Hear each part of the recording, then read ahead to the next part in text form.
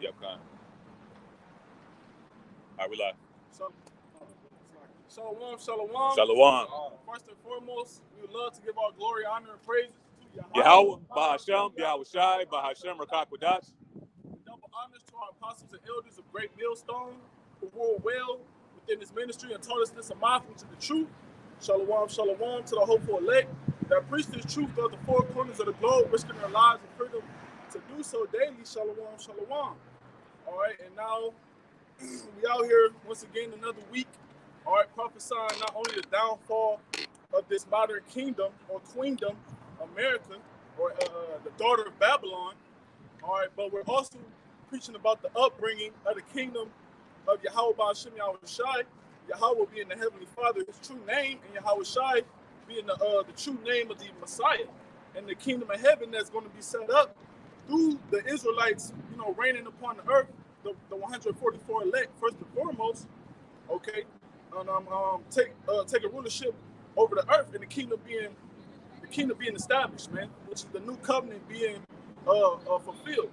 But before that happens, we know what has to happen. The downfall of this modern day society has to take place. And now what's the big talk? What is everybody frightful, and what is everybody fretting about? They're hearing about the rumors of the shutdown, right? The government, the new upcoming shutdown. And now everybody's asking questions again.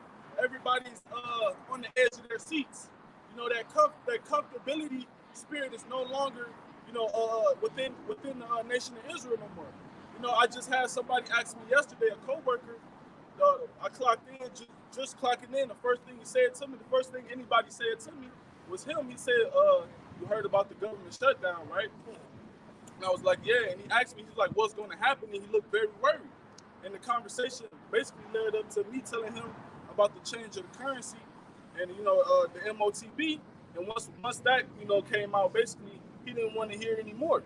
All right, but that's what everything is leading up to, man. You said you had the article? Yeah. This is from AFP News. It says U.S. government readies for imminent shutdown. All right, I'm gonna look up that word imminent. Yeah, Baba Shai. The word imminent. It says impending.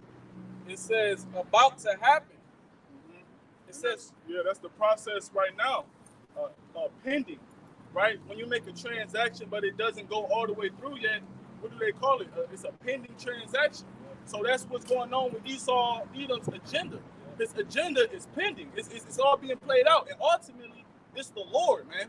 All right, because we know the Lord is long suffering, and we know that everything has to happen on the Lord's time. But He's using Edom to fulfill His will, man. So right now, you got the process of so-called pussyfooting, when actuality, Edom, he's just calculating his steps. And at the same time, the Lord is doing the same thing with his men on the right-hand side and judgment on the left-hand side, man.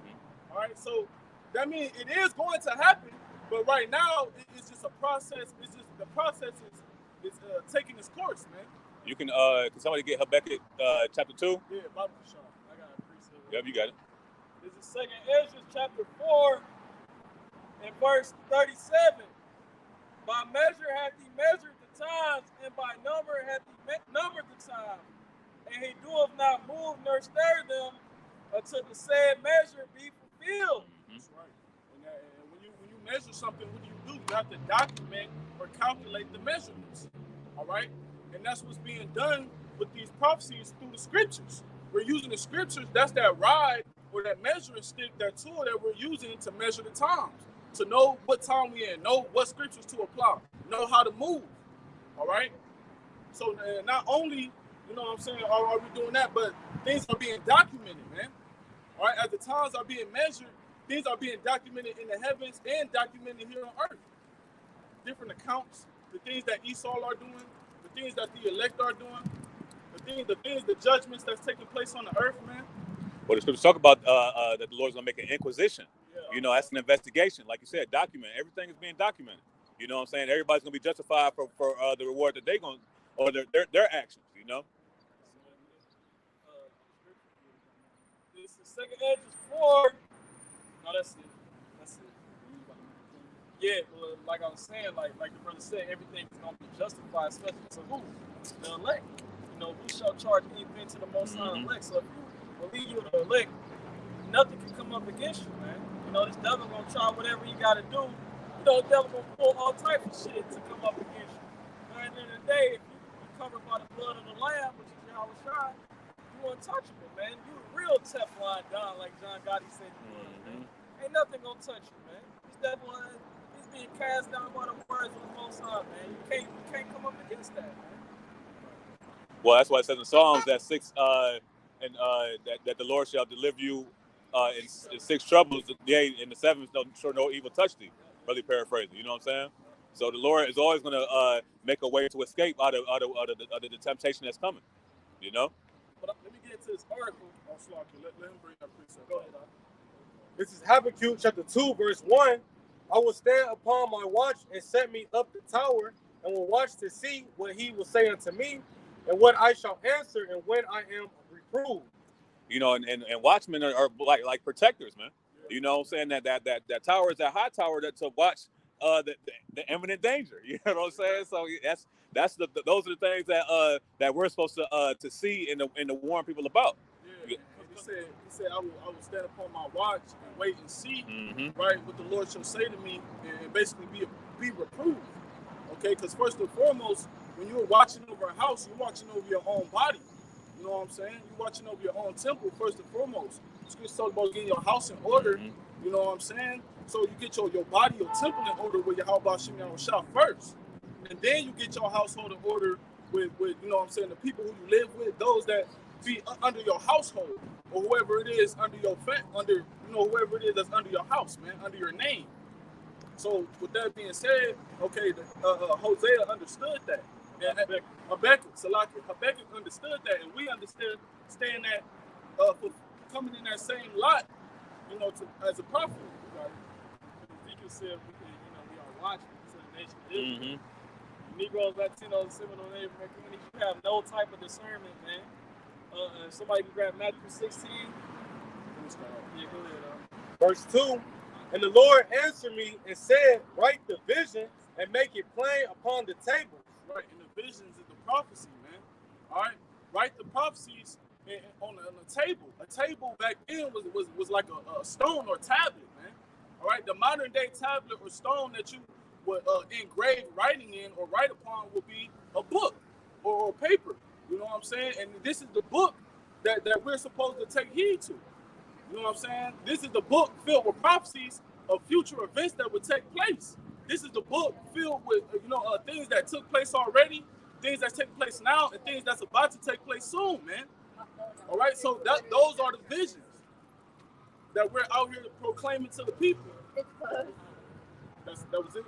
Bring it back. Read that last part. Habakkuk chapter 2, verse 2. And the Lord answered me and said, write the vision and make it plain upon tables, that he may run that readeth it. Right, because you had scribes, man. You had scribes, you had certain prophets who had scribes. When they would tell their vision or their dream, you had the scribes, they would listen and write it down, man.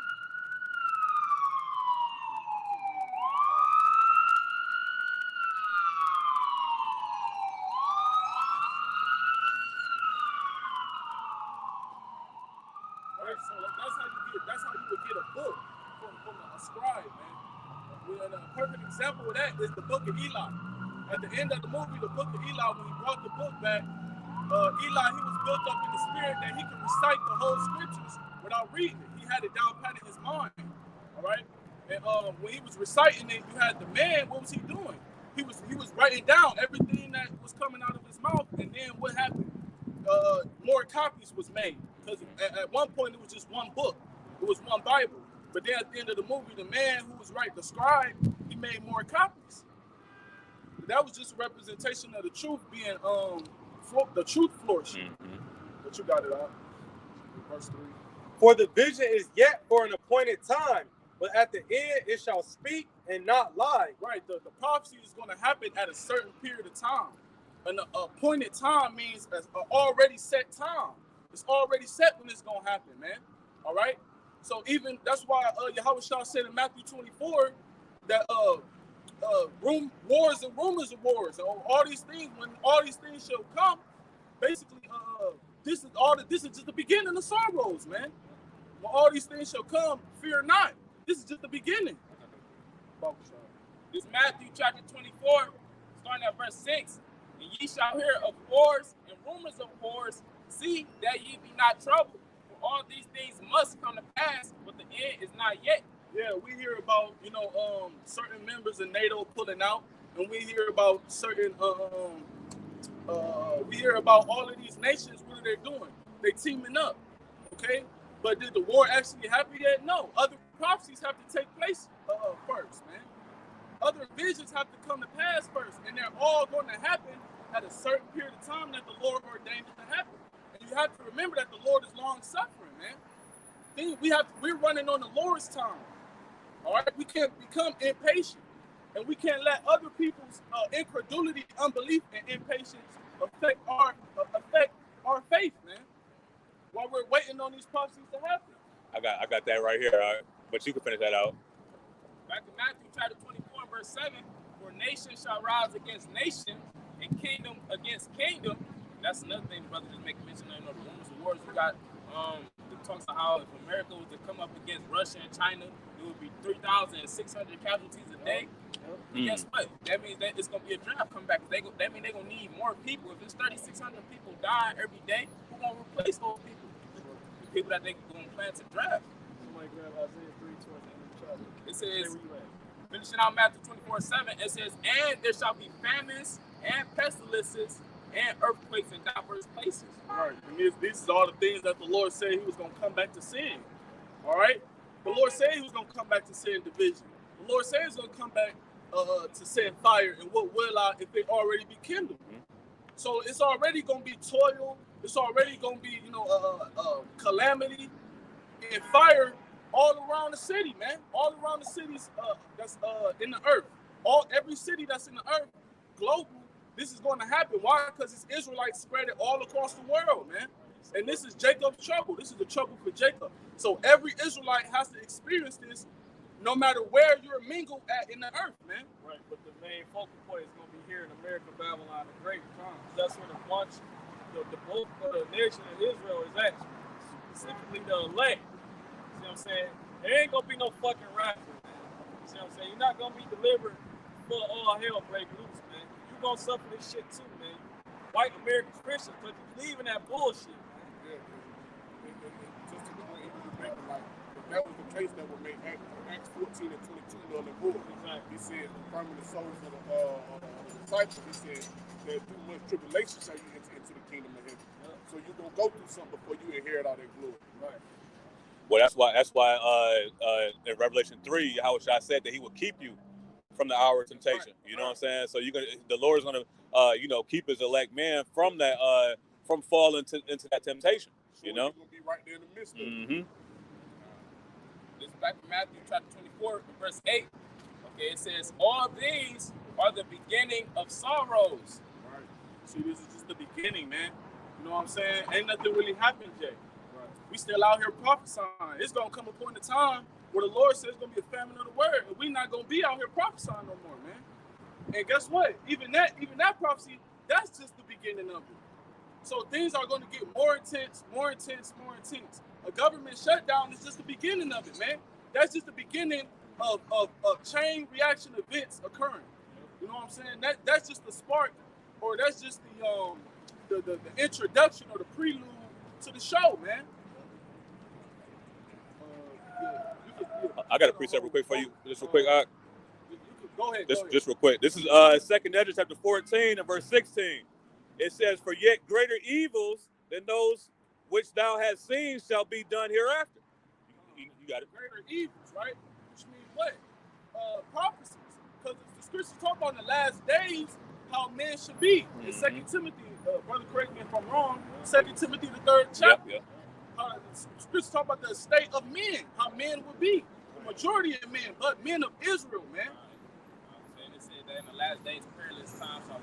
Going back to what the brother just read, it said, greater evils than thou hast seen. We ain't seen shit yet.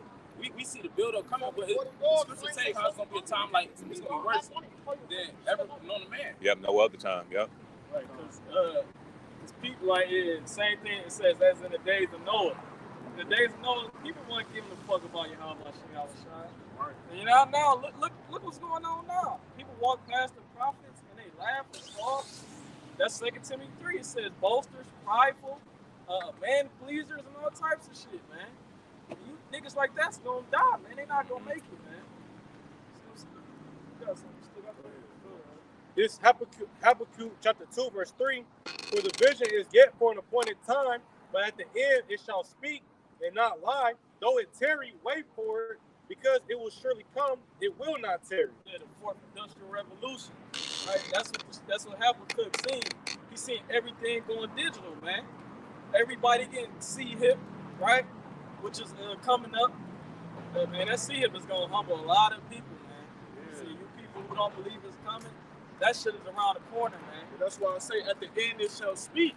Because at the end, that's when prophecies is going to be revealing itself. Mm-hmm. That's why I say in Ezekiel, the 7th chapter, that it is the end. Yeah. It is the end is come. Mm-hmm. That means prophecies is revealing itself, man. Right, don't forget it said across the four corners. Across the four corners, right. Go back to this is 2 Ezra chapter 9, and this is verse 1.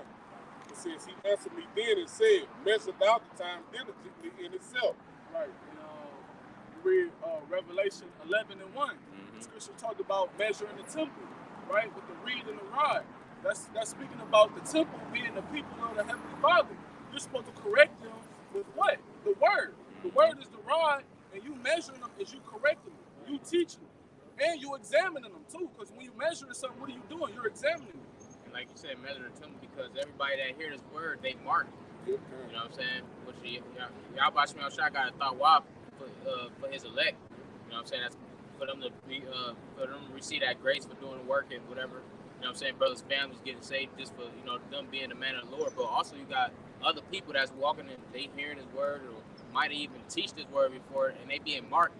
You know what I'm saying? The Lord marking them because they heard about the truth. They know no more innocent about, that warning. You know what I'm saying? From the watchtower, like the brothers were talking about. I was going to say, measure goes back to Georgia or making a decision according to a standard. But we know that the standard is the scriptures. So the brother just read said, measure the time diligently. So you got to judge and be able to discern what times we're living in according to the standard, the prophecies in the scriptures. It says, we start back from the top. It says, he answered me, 2 Ezra 9 and 1. He answered me then and said, measure thou the time diligently in itself. And when thou seest part of the signs past, which I have told thee before, then shalt thou understand. That is the very same time wherein the highest will begin to visit the world which he made. That's all the importance of understanding the true understanding of the prophecies. Okay, the vision that the prophets saw. So that when you start to see these signs coming past, you know that we're getting closer and closer to the Messiah, our Lord Yahweh shall return. Exactly. Because you got other people that's witnessing these times we living in too, man. And they're acknowledging that something is happening. Something is off. Right? They're acknowledging that we're in a biblical time, so to speak. But the only difference is they don't have to understand it to know, like, okay, Yahweh Shai, to equal up these, to measure the prophecies, man. They don't have to understand it.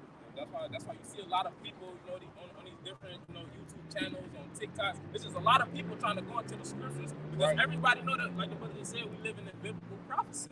Yep.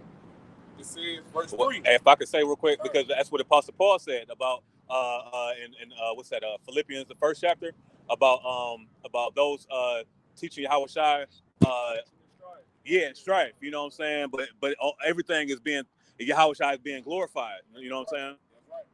Because they getting their glory back on this man. Yep, kind. You got to acknowledge that this it's not of this world. Yep. You know what I'm saying? There's something else going on. There's something spiritual taking place. Like the scripture say, if like the Lord said, if this was his kingdom, you know what I'm saying, his servants would fight. You know what I'm saying? So Jake ain't really, come out everywhere in long garments. You know what I'm saying? We prophesy. What the scriptures call us fishers of men. You saw some fish. You know what I'm saying? You know what I'm saying? You don't get up in the water and start punching at the fish. You know what I'm saying? Kicking it around. No, you gotta be patient with the hook. It's a tool. That's part of that Revelation 11 and 1. That's why he said use the measuring stick. You feel what I'm saying? But This is verse 3. He says, therefore, when there shall be seen earthquakes and uproars of the people in the world, and that's what you see, even when the brother spoke on about supposed to be the shutdown of the government, that's when it cause an uproar of the people. You know what I'm saying? That's when it cause people start searching and seeking and looking for answers, trying to figure out what's going on in the world. Because what comes with the government shutdown? No more food stamps. Yeah. You know what I'm saying? No more WIC. So look, it's Section 8. Look, you know what I'm saying? So look, it's funny, right? It's so funny. Eve wanted the book and talk shit. You feel what I'm saying? And then so this morning I get the text where well, can you help with X, Y, and Z? Because the government finna shut down. So that means they finna cut off the food stamps, this, that, and the third. And it's like the irony in it. You feel what I'm saying?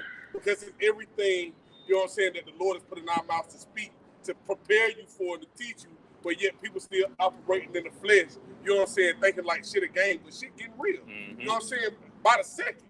You got a lot of things popping up. Student loans coming back. Mm-hmm. Yeah, kind of. You got oil prices about to shoot over $100 a barrel. And then you got this October 4th situation. Yeah, which kind of. I'm pretty sure everybody know about. Which the FEMA is going to set off an alert in America. But you can't really say much because YouTube is going to strike the channel. But like you see, even to the point you're making, look at how close all these things are taking place to one another. We talking about the government shut down. You talking about them bringing back student loan payments. Then you talk about the October 4th situation. So people don't really, how much more worse is it gonna get? You know what I'm saying? Right. Because what did the Apostle Noah title the year? The hopeful year that all the prophecies come to pass. Right, because America is about to go into like a emergency state. Like it's about to go into like an emergency setting, like how you see on the movies when you got the Hunger Games. Right. You gotta get kicked out. You gotta. If I can say, Brother Yawasab sent the article talking about I think it was a $5 billion program to pretty much make Cleveland a 15-minute city. Mm-hmm. It's called an overlay district, which they're gonna separate certain areas to where you can't. It's gonna be 15-minute cities. Yeah. Well, that's why the scriptures say that in our security thou shalt be destroyed. Because Jake doesn't know what's about to come, man. Because they don't understand that greater evils are about to come hereafter, man. Greater evils, Eve being the time, ill being bad. This shit you see right now, this ain't shit, man. This ain't shit, man. Wait till you can't go into your grocery store because you ain't got the TV or you ain't got a so-called vaccination card, which I don't even believe they gonna do that again because people got their way around that shit, man. See what I'm saying? What happens when the grocery stores is empty? When police is about to go on strike, man. You got the auto workers that's still on strike. They just hit Parma yesterday, so they laid off 100 workers. 100 workers going on strike. That's a problem that still haven't been solved, man. I think brother put in the article, the chat about like 10% of CVS's are closing. Yup. Walgreens, Walgreens, all that. See, and, people, they just going on with their own thing. They said they was giving it to birth and all, wedding, marriage, but then what? Then came the flood, man. But let me get to this article, man. Yeah, you finish that out. You got it. This second Ezra chapter 9 verse 4, you got it. It says, then shalt thou well understand that the Most High spake of those things from the days that were before thee, even from the beginning. Right. So once again, from the beginning, all these things are already foretold and preordained to happen, man. So when we read this article and they're talking about how things are pending, you know what I'm saying? We already got precepts coming to mind already about how things are just gonna keep speeding up, man. So we not losing faith because things are pending, so to speak. Well, You know what I'm saying? You get Isaiah 42:9. When you go into the book of Daniel, I think that might be the 7th chapter or something.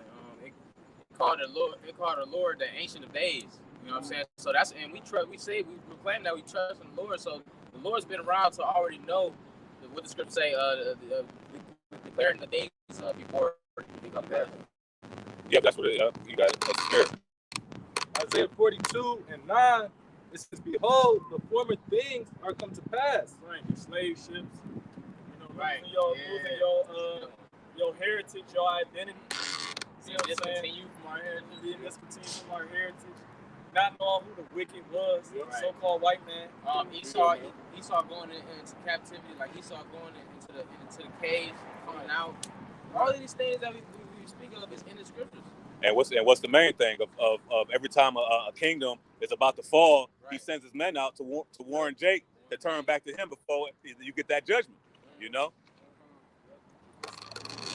It says, "And new things do I declare." Right. Mhm. See here, right? And the mark of the beast ain't sleeping with white women. You see what I'm saying? It's not sin. You see what I'm saying? Because I can still buy and sell. You see what I'm saying? Everybody up here can still buy and sell. You see what I'm saying? So what is the mark of the beast, man? You see, but you go into certain commentaries, specifically David Guzik, he said it deals with something that's you're gonna have to be electronically tagged, man. You know, and I believe that Guzik is right. He goes off on certain things, you know, but he understands that it's gonna be something that is required for you to buy and sell, man. It's gonna be at your right hand or in your forehead, man. You see what I'm saying? Then you know, you got what is his name? Brother was talking about it. Elon Musk, that devil was doing trial runs on his Neuralink. You see what I'm saying? That's the forehead right there, man. Mm-hmm. See what I'm saying? So you niggas ain't got it, man. GMS got it, man. Yeah. I can shut up a moment. It says, "And new things do I declare, before they spring forth, I tell you of them." And how is the Lord telling people of these new things before they already happen? It was prophets, man, right? Which have been here from the beginning, as we just read, and according to Luke 1:70, man. So you got it out bring it there. out. This is back in that article. It says, You get it that for says brother? U.S. government ready 170? for imminent shutdown. The U.S. government began Thursday to inform workers of an impending shutdown that could see millions of federal employees and military personnel temporarily sent home or working without pay unless Congress reaches a last-ditch deal. Right. So look, last time a situation like this happened, what ended up happening? All right, they ended up having to give people stimulus checks because if you was a non-essential worker, you wasn't working, man. All right. But this time, they're not talking about sending out no more stimulus checks. If anything, they want their money back from that shit, man.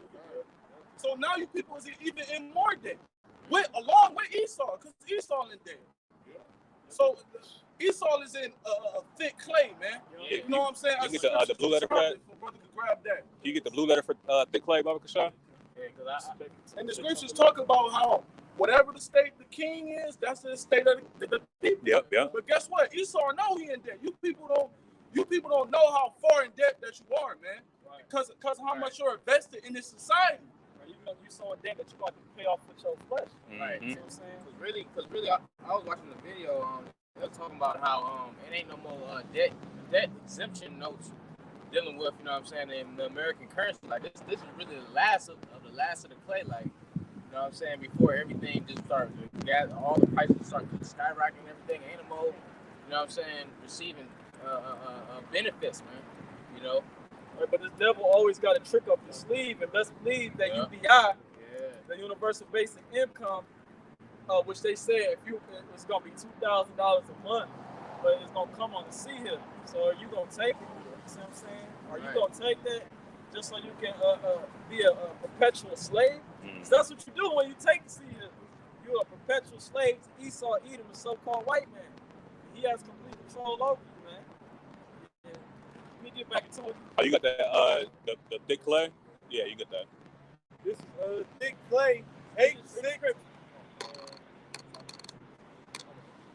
Habakkuk 2 and 6, it say, "Shall not all these take up a parable against him, and a taunting proverb against him, and say, Woe to him that increaseth that which is not his, him how long, and to him that ladeth himself with thick clay." You can break it down, huh? Thick clay. I was gonna say go to him that was not his. Because the brother was speaking on how they was giving out stimulus checks, you know, how they constantly printing money. But guess what? That money is being lent to them by the banks. Mm-hmm. Okay, which ultimately all goes back to the elite banking families. You know, the Rothschilds, the Rockefellers, the DuPonts, and all of them. So ultimately, because America is a corporation, so all the people over here, they owe the banking families. And the only way to pay that debt off is to be electronically tagged. Exactly. Yeah, because ultimately what they trying to make you do is pay off your debt with your body. Like, now you belong to me. You know what I'm saying? It's like the same thing they did in Egypt. Yeah. This devil know the scriptures, man. See, he got the blueprint on how to be wicked, and we got the blueprint on how to be righteous, man. This is back in the article. Go to that word. The word thick clay is atit. It say weight of pledges or heavy debts. Yeah, and they got some billboards when you driving on the freeway, you'll drive past, and they tell you how much debt every person. And then they say something like it's probably like $120,000. So here it is. You ain't got not a damn dollar in your pocket or your bank account, but you owe the government. The elite bank is $120,000. How the hell you gonna pay that off?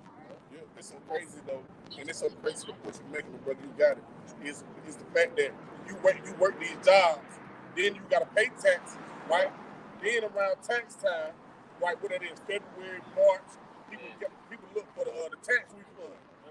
Then when your tax refund hit, they corners that because you so much in there. You start spending money in your mind before you get it. You think you got a little money coming. Yeah, nah, let me get that too. Oh me. But when you owe somebody, or when somebody owes you, you're never broke. Yeah, You know what I'm saying? So we owe money. So we owe money to the government, right? And the government owes money to the elite bankers, man. It's a never-ending cycle. That's how the elites stay where they're at, man. Because everybody owes the bankers. I got the national debt clock. Kind. It says the national U.S. debt is $33.1 trillion. We know that number is way more. Mm-hmm. At least 3 times more. Yeah. That's what the Apostle Charles says. Any numbers that Esau give, you got to multiply it times 3. But he said the national taxpayer, his debt is $255,000, bro. Not citizen taxpayer, because some citizens don't have to pay taxes. Like these legal immigrants, so-called legal immigrants that's coming over here, they're now citizens, but they're not paying taxes, man. So you people owe $255,000 in debt, man, and they gonna require that of you, man. You know how they gonna take your house. We have something called eminent domain. They're gonna take your house, your car, whatever you own, so-called own. They're gonna take that shit from you, and they gonna tempt you, right? In the 16th chapter, towards the end of the first chapter, it says they should pretty much offer you things that are offered unto idols, which is that see him, man. They gonna tempt you with all these fucking pleasurable so-called things. Don't you want this back? Don't you want your nice little mansion in Tremont? You see on Shaker? Don't you want that? Because you Edomites, you gonna go through it too, man. You got the most to lose, man. So you know the Edomites gonna take that shit, man. But you Jakes, you cannot take that, man. Because if you take it, you're breaking the covenant with your how about Shimmy shop, man. You're gonna suffer death, man. I'm gonna get back into that article. It says without an agreement, funding for much of the federal government will expire at midnight on Saturday, threatening disruptions to everything from air travel to benefit payments, and if the shutdown endures, dealing a further blow to the precarious U.S. economy. Right. So it said even from airlines. So you're gonna have people trying to flee in these times, man. You know what I'm saying? Go ahead. No, I seen a video. It was already people. Oh, I seen that. I seen that. But they say every man shall flee to his own land. Yeah, get that up. That's prophecy, man. So with that being said, what's that gonna cause? That's gonna cause a headache and a disturbance too at the airlines and all these airports, man. If I can say this, like, why aren't you deported? You don't know where your homeland is, man. That's cool too, because even then, they stopped building that wall that Trump wanted to build. But somebody out of Mexico, I forget who, he started, I think, funding back so you can build it, so you can start rebuilding that wall. Why? Because he knew it's going to get so bad over here. We were talking about it, it's going to get so bad over here that people going to start, you got people fleeing out of Mexico, it's going to get so bad here that people are going to try to flee into Mexico. And not only is a wall meant to keep something out, it's also meant to keep things in. That's right. You know what I'm saying?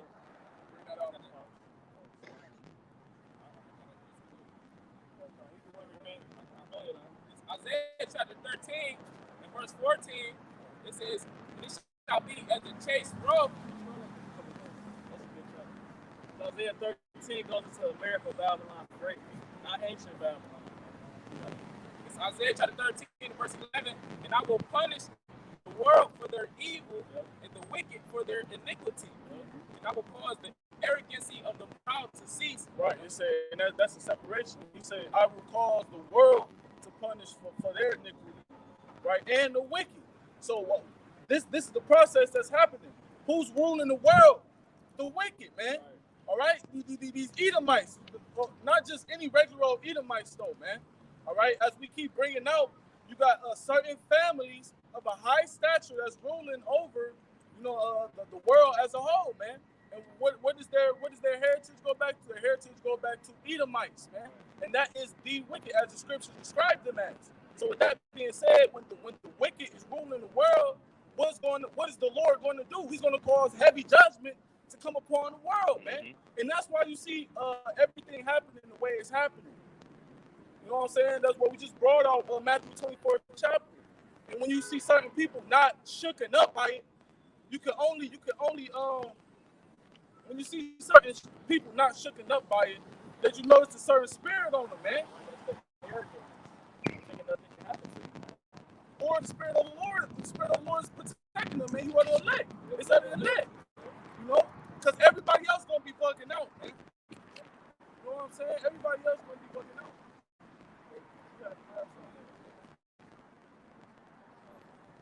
This is Revelation. This is chapter 17. Revelation 17, verse 1. It says, "And there came one of the seven angels, which had the seven vials, and talked with me, saying unto me, Come hither, I will show unto thee the judgment of the great whore that sitteth upon many waters." Now, when we go into this chapter, okay, the great whore, it represents America, and it says, "But sit upon many waters." You go down to the 15th verse, it's going to tell you that it's talking about the people, nations, and tongues, because America is like a big melting pot. That's right. You see fucking so-called Chinese, so-called Japanese, so-called Arabs. You see the hella nations over here in America. So that's proof. I would say, so that's proof that's talking about America. Exactly, because Esau, Edom, as much as the Lord has put him on his pedestal, he couldn't do all this by himself. He needed a league to influence the whole world to get on his agenda, right? So what did he do? He formed an alliance with these other nations, man. And through that alliance with these other nations, he has pushed his influence upon the whole world, man. When I say the whole world, I mean literally the whole world, man. Right, the word world in the Oikoumene sense. So that's I believe that's in Revelation 3 and 10. Yeah, to try the whole world. Yep, kind of. Oikoumene. You continue that Revelation 17? You got a point, y'all? Fine. Revelation chapter 17, verse 2. It says, "With whom the kings of the earth have committed fornication, and the inhabitants of the earth have been made drunk with the wine of her fornication." Yeah, you got it. With whom the kings of the earth, that's talking about the leaders of these different heathen nations. Because these heathens, they got power to a certain extent as well. Like the brother was saying, they helped America forward their prophecy.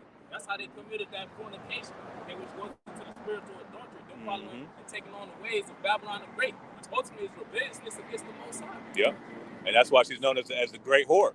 The mass adultery that she commits. You know what I'm saying? So that the nations, it said the inhabitants of the earth have been made drunk with wine. And everybody on the earth, in some form or another, is taking on the ways of America. Mm-hmm. Okay, whether they acknowledge it or not. Yep. That's why going back to Isaiah chapter 13 said the Lord said He's gonna punish the world and the wicked. Like the says, the separation. He gotta make sure He dish out the judgment to the wicked who have been the fountain of this wickedness, and those who took on the wickedness. Mm-hmm. And that's them making an image to the image of the beast. See, which is the beast represents the ancient Roman Empire, which is coming back in the form of NATO, EU, and also America. Right? And America is the warrior right among the beast. America is controlling the whole world, man. That's why you see other nations celebrating Christmas, Thanksgiving, July 4th, all these wicked ass holidays. All these nations are participating in. I just seen fucking Ice Cube earlier. He just went over to Ishmael's land, and when she claims to be Muslim, he went over there in a fucking 3-piece suit. Where's your Lord Garment at, man? that shows you that America has a stronghold over all the nations. Right, because even like dealing with Moab, like the Chinese, they always used to wear those like the long garments, like you know what I'm saying, have a little what's it called? Yeah, they had their own attire and garment, but now Esau got the power. Now you see a lot of them wearing a tuxedo and that. Called a monkey suit. Clean shaved face. Yeah.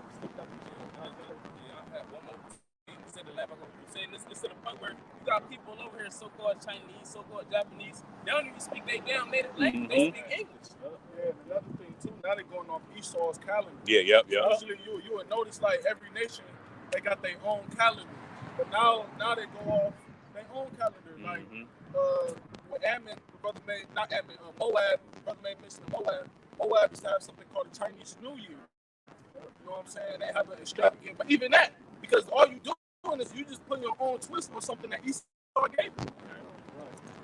Even they call themselves Chinese. Right, but that's not your name. What do that even mean exactly? And but in the scripture says that in Habakkuk, the 2nd chapter, that basically Esau would heap unto him all people. You know, that's how they was forced to do those things.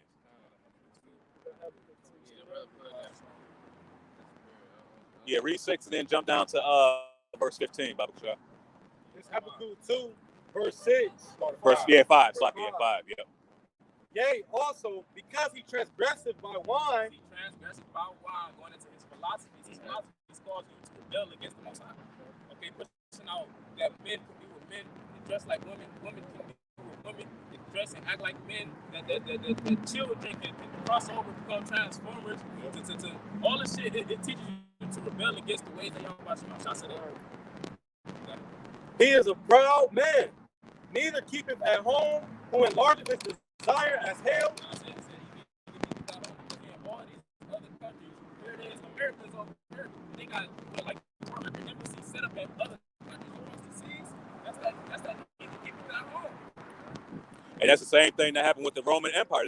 That's how you know that this is Rome 2.0 again, the Roman Empire revived. Because the military vastness, you know, the sword, you know, and what happened with Rome, they expanded the army so vastly that they ran out of money. You know what I'm saying? And this is what the modern day Edomites are doing right now. You know. Yeah, this is First Peter. This is 1 Peter, chapter 4, and verse 15. And it reads. It says, but let none of you suffer as a murderer, or as a thief, or as an evildoer, or as a busybody in other men's matters. And that's everything Esau pushes, man. Can you bring that back, Bob? Show one more This time. 1 Peter chapter 4, verse 15. It says, but let none of you suffer as a murderer. Esau was a murderer from the beginning, right? Yep. He murdered his brother. He murdered his brother Abel. And then he desired to murder his brother. He desired to murder his brother Jacob, right? And then you think about all of the heinous crimes that Esau committed against Jacob all throughout the history, not just in the scriptures. You know, every heinous crime Esau did against Jacob is in the scriptures, What the man. scriptures built up alone. Well, that's why it says Esau, he definitely guilty of murder, man. And he pushed that on our people. So now our people is what? Now they're obsessed with murdering each other. So to the point that they glorifying it, man. Now they getting money off this shit, man. All I gotta do is kill my brother, and I already don't like this nigga. You know what I'm saying? Now I can get a fucking record deal off this shit for glorifying it and pushing it on my people. You know what I'm saying? Now the younger generation that's growing up, now they can glorify this. Now you got 6, 5, 7-year-olds running around doing the same shit, man. And they more of a menace than these niggas are. Because these niggas, they get record deals and they don't live that life no more, man. They move out the hood and they become what? They become like Esau. Jay-Z. There's a lot of shit coming out on Jay-Z, man, how he really don't live that life, man. You know what I'm saying? And how he really basically got raised up by Esau. He took that bag, man. they're actors, huh? And You there's know a what I'm lot of people that's taking that bag, you know what I'm saying? Doing these deals with Esau. Whether they becoming low-level masons, they doing masonry, whatever they doing, it's a lot of routes you can take to join Esau's team, man. Esau, he spread his platform out so thick for Jacob. There's a lot of routes you can get to Esau and make some money, man. All you gotta do is be down with the shit Esau down with. Hey, what would it be if the man gained the whole world and lose his own soul? You know, in order for you to get in that position, you got to do a lot of selling to get sold, man. You know what I mean? You know. A lot of them activities include man-on-man activities. Mm-hmm. You know what I'm saying? That's the lowest you can go, man. As a man. So the point of bringing that out, we say, where's that last part?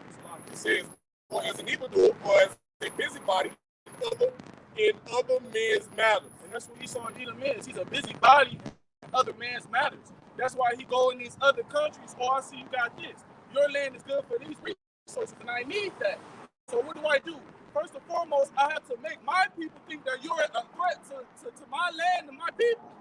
I have to make you look like a threat so I can have reasoning for infiltrating you and your land and hurting these people. So that's what Esau do with his propaganda. He brings through the propaganda. The propaganda is set. Now the people hate, you know, the minds of the people is set like Esau. Then he go through, he make his move, and he infiltrate that land, man. Perfect example of that is November 11th, where they went into Iraq for their resources. The people who did the plane shit was from Saudi Arabia. They went from Iraq. They just pushed it, and everybody went along to the agenda. Yeah, that's what the media outlet is for. It's for them to control the narrative. You know what I'm saying? So it's to make you think it's other people other than them. Because when you watch these other countries and you watch their media outlets, they don't control a narrative. They tell you what's actually going on within those countries. You know, that's the state of the people. You know what I'm saying? America doesn't do that. You know what I'm saying? They give you what you want to see, so you have the blind eye towards what's really going on. Just like you had Russian RT News. Because now like I said, do they? You know what I'm saying? Now, because these other nations, you got like WEON, you know what I'm saying? You got RT News. Which America, they ended up, you know what I'm saying, taking RT News out of you can't find it in the App Store no more. You know what I'm saying? You know what I'm saying? Well, it's called Reuters. Yeah, right. No, that's a whole different one. Oh, it is? Okay. Yeah, that's a whole different one. Oh yeah, that's another one. But yeah, Esau hates the truth, man. You know what I'm saying? The truth comes out, he's afraid because and everything that he's doing over here with his news, ABC and all this shit is basically just propaganda. But then when it comes to like you know what I'm saying, these other news companies coming out with the truth, they gotta block that out because it's interfering with the propaganda that they scared of. It's making Well, media goes as an ancient word. Media was actually a Greek goddess, the goddess of deception. You know what I'm saying? So when you read, when you watch the American news, they're all just deceiving you, right? The scripture says that the Lord shut him up 1,000 years, that he should deceive the nations no more. And now he's gonna be loose a little season. So what he's gonna do? He's gonna go out to deceive the nations again, man. You know? I got a precept. This is the book of Nahum, chapter 3, verse 1. Woe to the bloody city! It is all full of lies and robbery. The prey departed not. And this is the bloody city right here. And Nahum was talking about ancient Nineveh.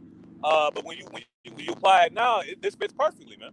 You know, the prophets were prophesying specifically to the captivities that they were in. But now, all of the captivity they were prophesying about resembles America, man. You know? That's why numerous times throughout the scriptures, you know, you had an ancient city that was prevalent. Mm-hmm. You know, you had an ancient city that was, and 9 times out of 10, it was exceedingly wicked. You know what I'm saying? You had an ancient city that was, it was known for to higher excel in something else.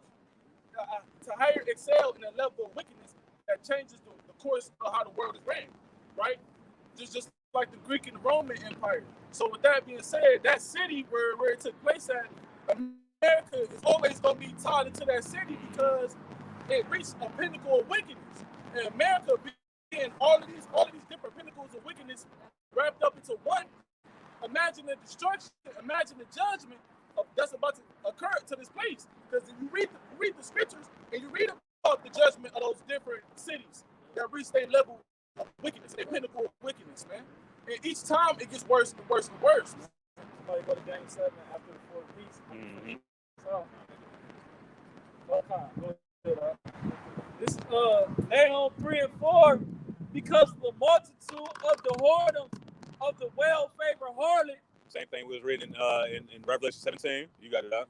the mistress of witchcrafts that serve nations through her whoredoms and families through her witchcraft.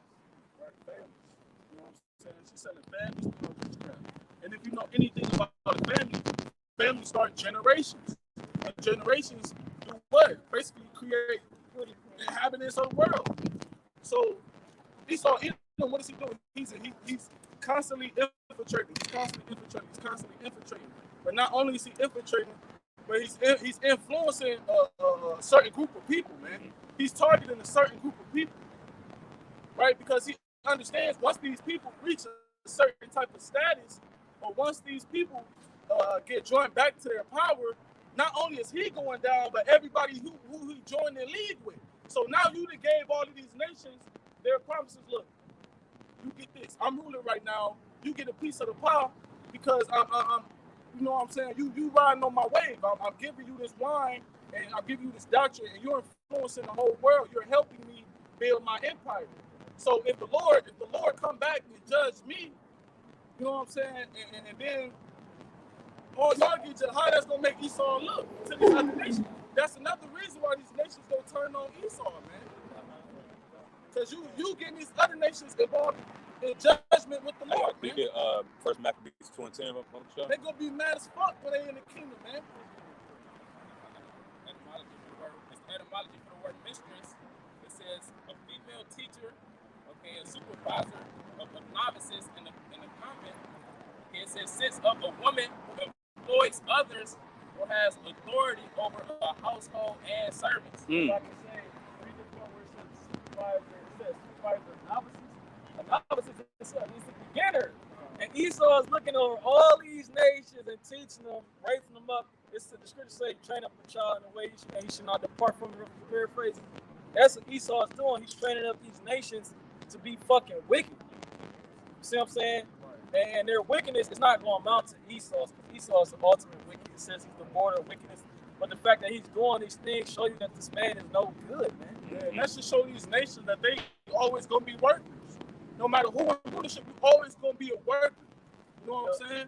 Because you a worker in Esau's society. You working for Esau. Like, it's who controls the currency, man. The elite bankers, which are so-called white people, which are biblically known as Edomites, man. There's no Ishmaelites that own the currency, no Moabites, no Ammonites, no Hamites. No, it's the Edomites that own the banking, that own the currencies, man. Okay, the Rothschilds, man. The 5 sons of Jacob, Meyer Amschel Rothschild's name was Bauer, which when you go to the word Bauer, it means servant or peasant or slave. That's the state that he's about to go back to being. But he set up 5 sons after his death to rule over Europe in the banking system, and now they have control over the 4 corners of the planet Earth, man. Except for the banking system in Iran, and forget the other couple of them, man.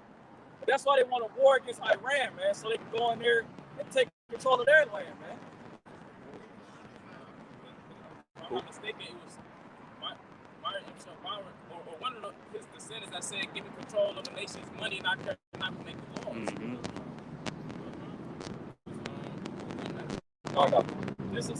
This is Nahum 3 and 5.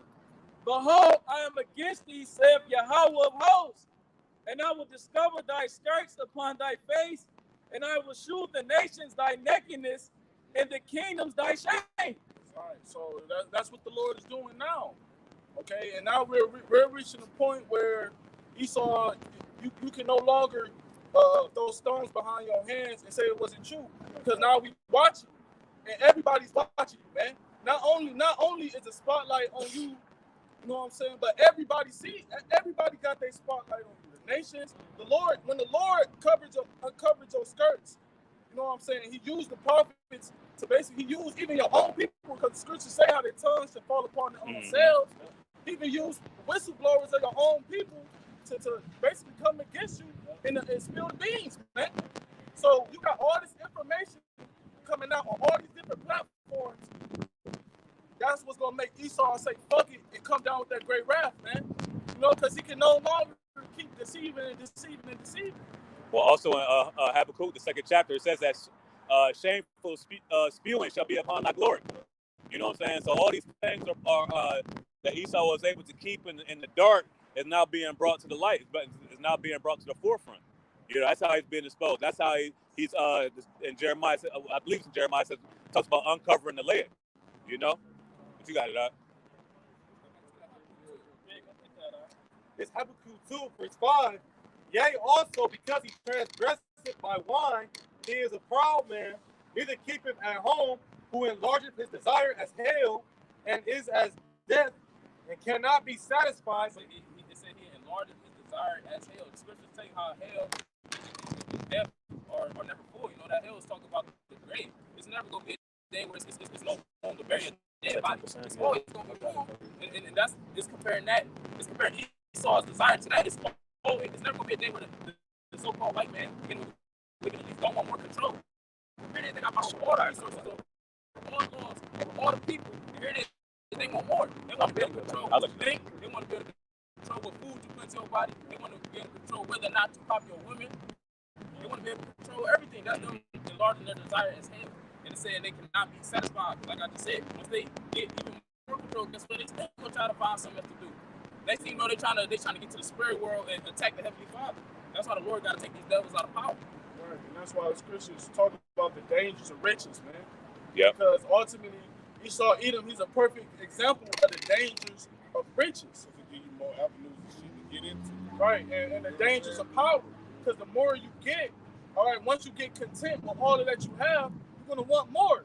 You're going to keep getting greedy and greedy and greedy. You're going to keep wanting more and more and more. Why? Because you're content with what you already have. You know what I'm saying? And to the point where if you have so much, you're gonna start wishing for a normal life again.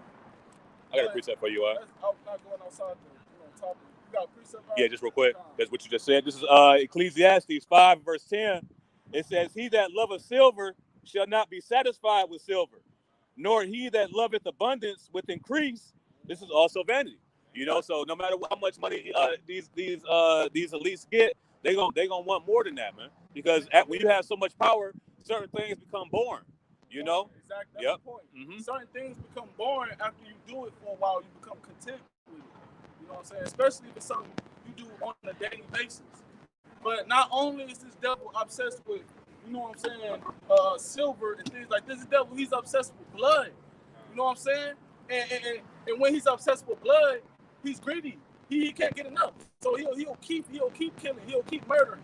And he'll go through whatever circumstances he got to go through in order to do it, man. Why? Because he's bloodthirsty. Somebody get Ezekiel 35. Since thou hast not hated blood, blood shall pursue thee. Exactly. That's why the scriptures say reward her double, man. You know, because the scriptures also say in Revelations how in this place will be found the souls of men. You know what I'm saying? And how this place got blood on this place, and the blood of men. Which is when they talk about the souls of men and the blood of men, it's talking about the Israelites, man. Because those are the only people or nation that matter to the Lord. That's the only people who matter. And let's be real, man. That's the only nation that matters on the earth. Because these other nations, they know that they don't matter, man. They're looking at the two people who basically get the most attention in this world. The so-called white man and the so-called, the Israelites, the tribes of the Israelites on the sign. That's what get the most attention in the world, man. Whether it's good or bad. These other nations, they don't get no attention. They don't really matter for real, man. They know that. Yeah, bring that out real quick, guys. Get that Ezekiel. This is Ezekiel chapter 35, verse 6. It says, therefore, as I live, saith the Lord. Start at 5, Dr. Sean. All right. This is Ezekiel chapter 35, verse 5. Behold, thou hast had, it says, because thou hast had a perpetual hatred, and hast shed the blood of the children of Israel. Because also in the 17th chapter of Revelation, it says, and in her was found the blood of the saints. Yeah, that's what I'm talking about. Kind. So that's how that Esau Edom, which is the beast system, and the American Edomites, that's the whore that's riding on the beast, has had the blood of the prophets, eaten off the back of them, and the nations have helped them out. It says that they have furthered the affliction, help further the affliction. You got it, huh? And it said, thou hast had a perpetual hatred. You know what I'm saying? You got Jake sitting up here wondering why Esau and Edom don't like him. It's deeper than just skin tone, man. Niggas are Esau don't like us because we black, and because we got certain advantages. It's deeper than that, man. All right, it goes back to the perpetual hatred because it's a birthright attached to your heritage, man. That's why it's important to know your heritage. That's why Esau Edom has an art with you niggas. That's why he has an art with the nation of Israel, because the perpetual hatred started with the birthright, man. The Lord granted Jacob the birthright, and Esau didn't get that birthright, and he's mad about that shit, and he's not letting it go. He's not letting it go to the point where he's ready to try to wipe out the nation as a whole. And hey man, we see what happened during the time of the Roman Empire, right? We see what happened to the state of Israel and Jerusalem during the Roman Empire, man, during 70 AD in that time period. Now imagine that 2.0, and that's what we're coming into, man. So now we out here warning the people, but we doing it in a certain type of spirit because we see what's about to happen, man. You know what I'm saying? We in a fervent spirit. We coming out here in a fervent, rough spirit because we see what's about to happen. The Lord got us in that spirit. That's the spirit that's supposed to be present, man. You know, as evil increases, you know what I'm saying? And as the Lord gets more mad and austere, his man is going to be in that spirit too. So that's why we come out here in that spirit, and we come out here, you know, and profess this knowledge to you in that type of spirit, man. But, finish that out, Ezekiel 35. All right, this book is Ezekiel 35 and verse 5 again. Behold, thou hast had perpetual hatred, and hast shed blood of the children of Israel by the force of the sword. Right? Once again, the scripture called Esau, the Lord's sword. That was his blessing. That was a blessing he was given because while we went off, ultimately, we went off from the Heavenly Father, so the Lord had to raise up Esau to be a sword, right? To pierce at our side, to humble the nation of Israel, all right, to bring back the elect first and foremost, and that prophecy can happen. But Esau, Edom, he's raised up as a sword for the nation of Israel. A sword is a punishment, man. That's why we're under this devil's captivity, all right? And the scriptures say that no man shall bite. So nobody's going to deliver us out of this captivity except for Yahweh Shah. Well, the scriptures say that the Lord has sent the scourges for amendment, and Esau is the one that pushes out those scourges. Exactly. You know what I'm saying? That's why the scriptures talk about Romans the 13th chapter, the powers that be. Yeah. I want to back up real quick. It said this is book of Job, chapter 19, verse 29. Be ye afraid of the sword, for wrath bringeth the punishments of the sword, that ye may know there is a judgment. Right. I'm thinking Romans 13. That's a good precept, huh? Yeah, read that again. Job chapter 19 and verse 29. It says, be ye afraid of the sword, for wrath bringeth the punishments of the sword, that ye may know there is a judgment. And what is the Lord's wrath? His indignation. You know, and what is indignation? A righteous anger. You know, the Lord is justified by having the anger towards Esau. Jacob have I loved, Esau have I hated. You know, because they took the words, you know, and cast his words behind them, man. You know? I was thinking Romans 13. The Lord set up Esau, right? Esau is pretty much judge, jury, and executioner here on earth. Right. And he's about to judge the Israelites.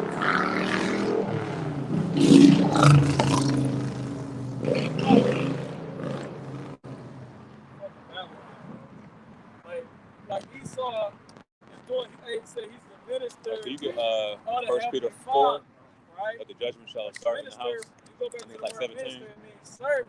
So Esau is doing the bidding on the left hand side. We're doing the bidding on the right hand side.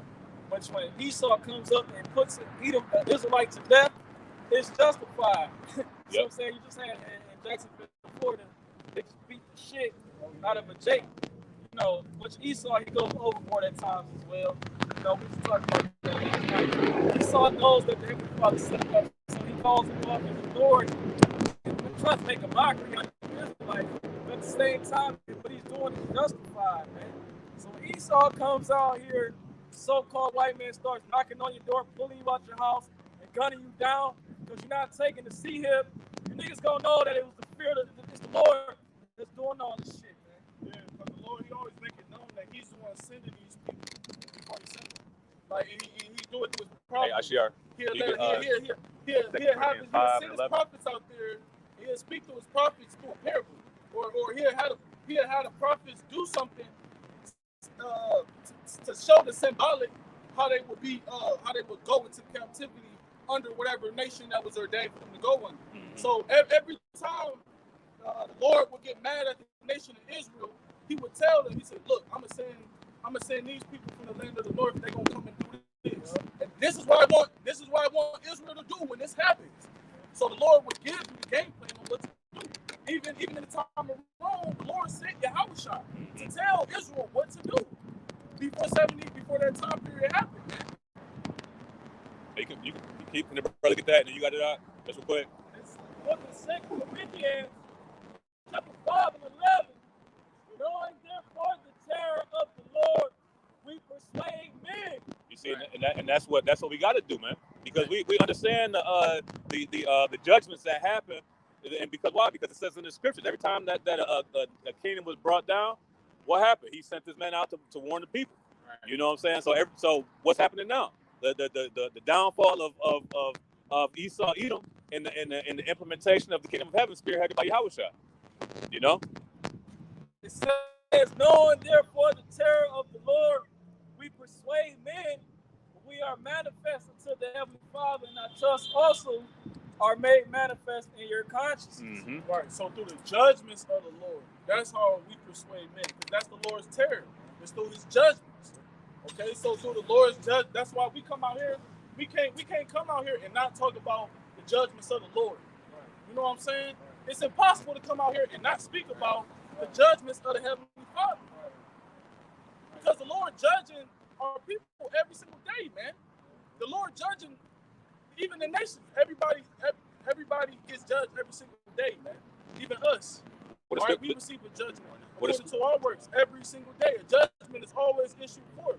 And through that judgment, that's how man is persuaded on what they should do, man.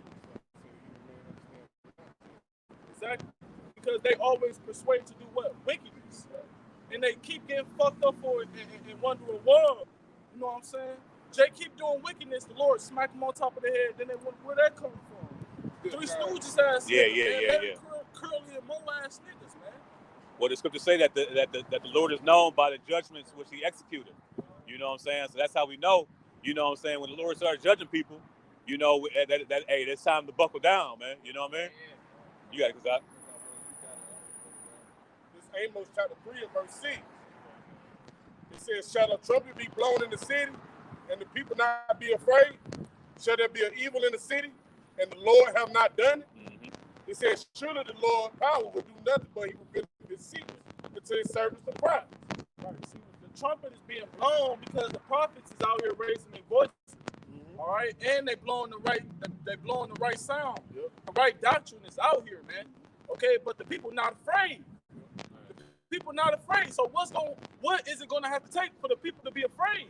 For the things we saying to actually happen. Because once again, you're dealing with the watchmen. The scripture say before the prophets, in ancient times, the prophets were called seers. When you think about a man standing at the watchtower, he foreseeing everything that's going on. So when he's telling you something, you ain't at the watchtower. Right, because the watchtower is at a height. Yeah. The watchtower is elevated. Why is it elevated? So you can see far beyond the premises of where you're at, man. Right.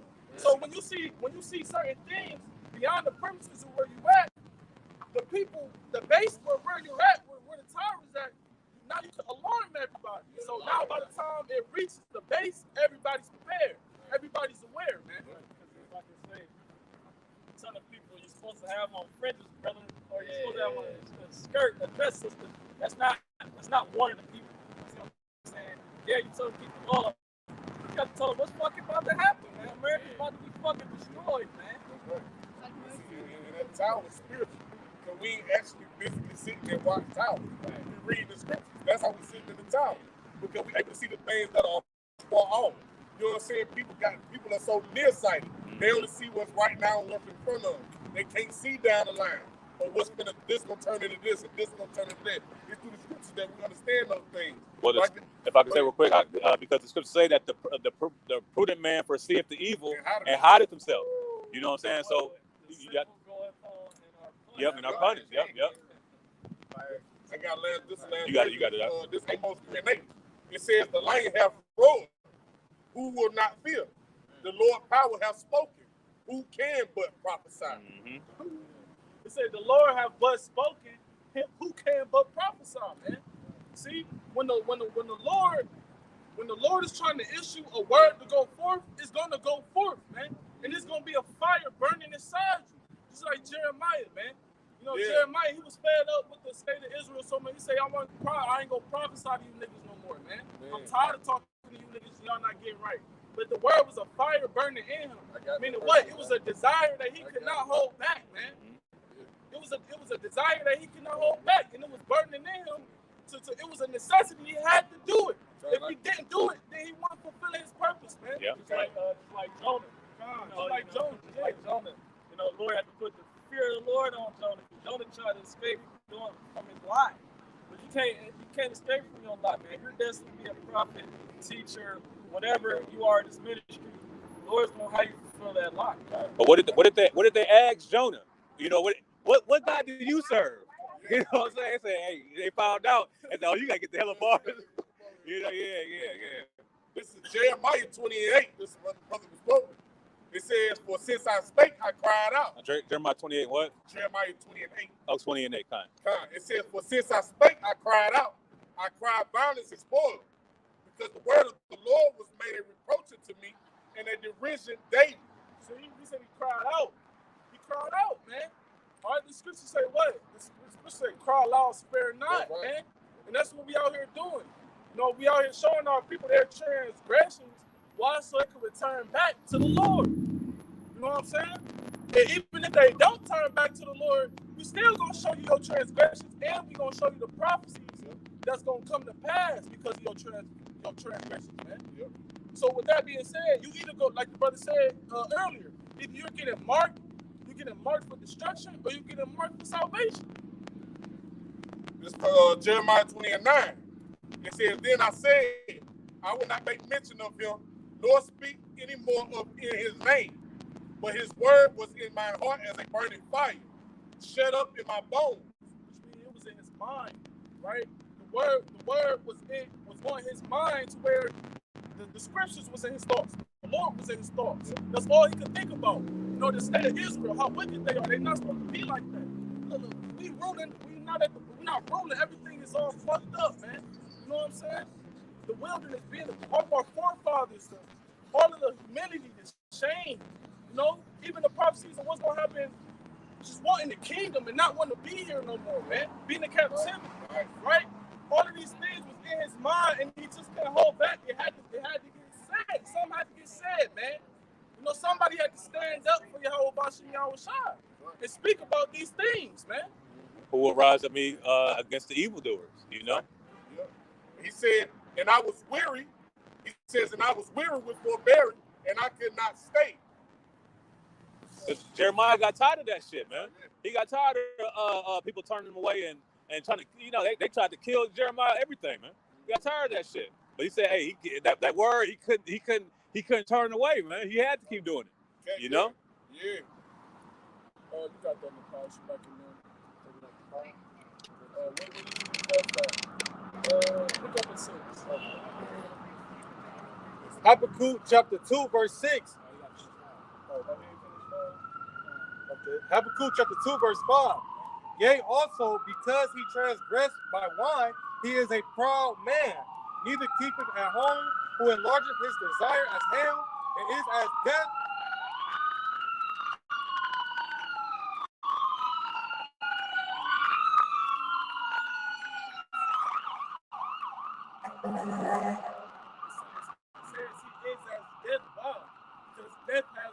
There's no benefit, there's no life in death. That's why. There's no procreation in death. So with that being said, Esau, he's not about life. He's not about procreating naturally. He's not about things taking its course naturally, right? He's about decay. He's about spoil. You know what I'm saying? Because that's all things that's associated with death. It say, and cannot be satisfied, but gather unto him all nations, and heapeth unto him all people. Right, and that's we just got to explain how Esau Edom has gotten these other nations involved, and now he's gotten the upper hand over these other nations through that what? Through that wine. You know what I'm saying? Through that doctrine.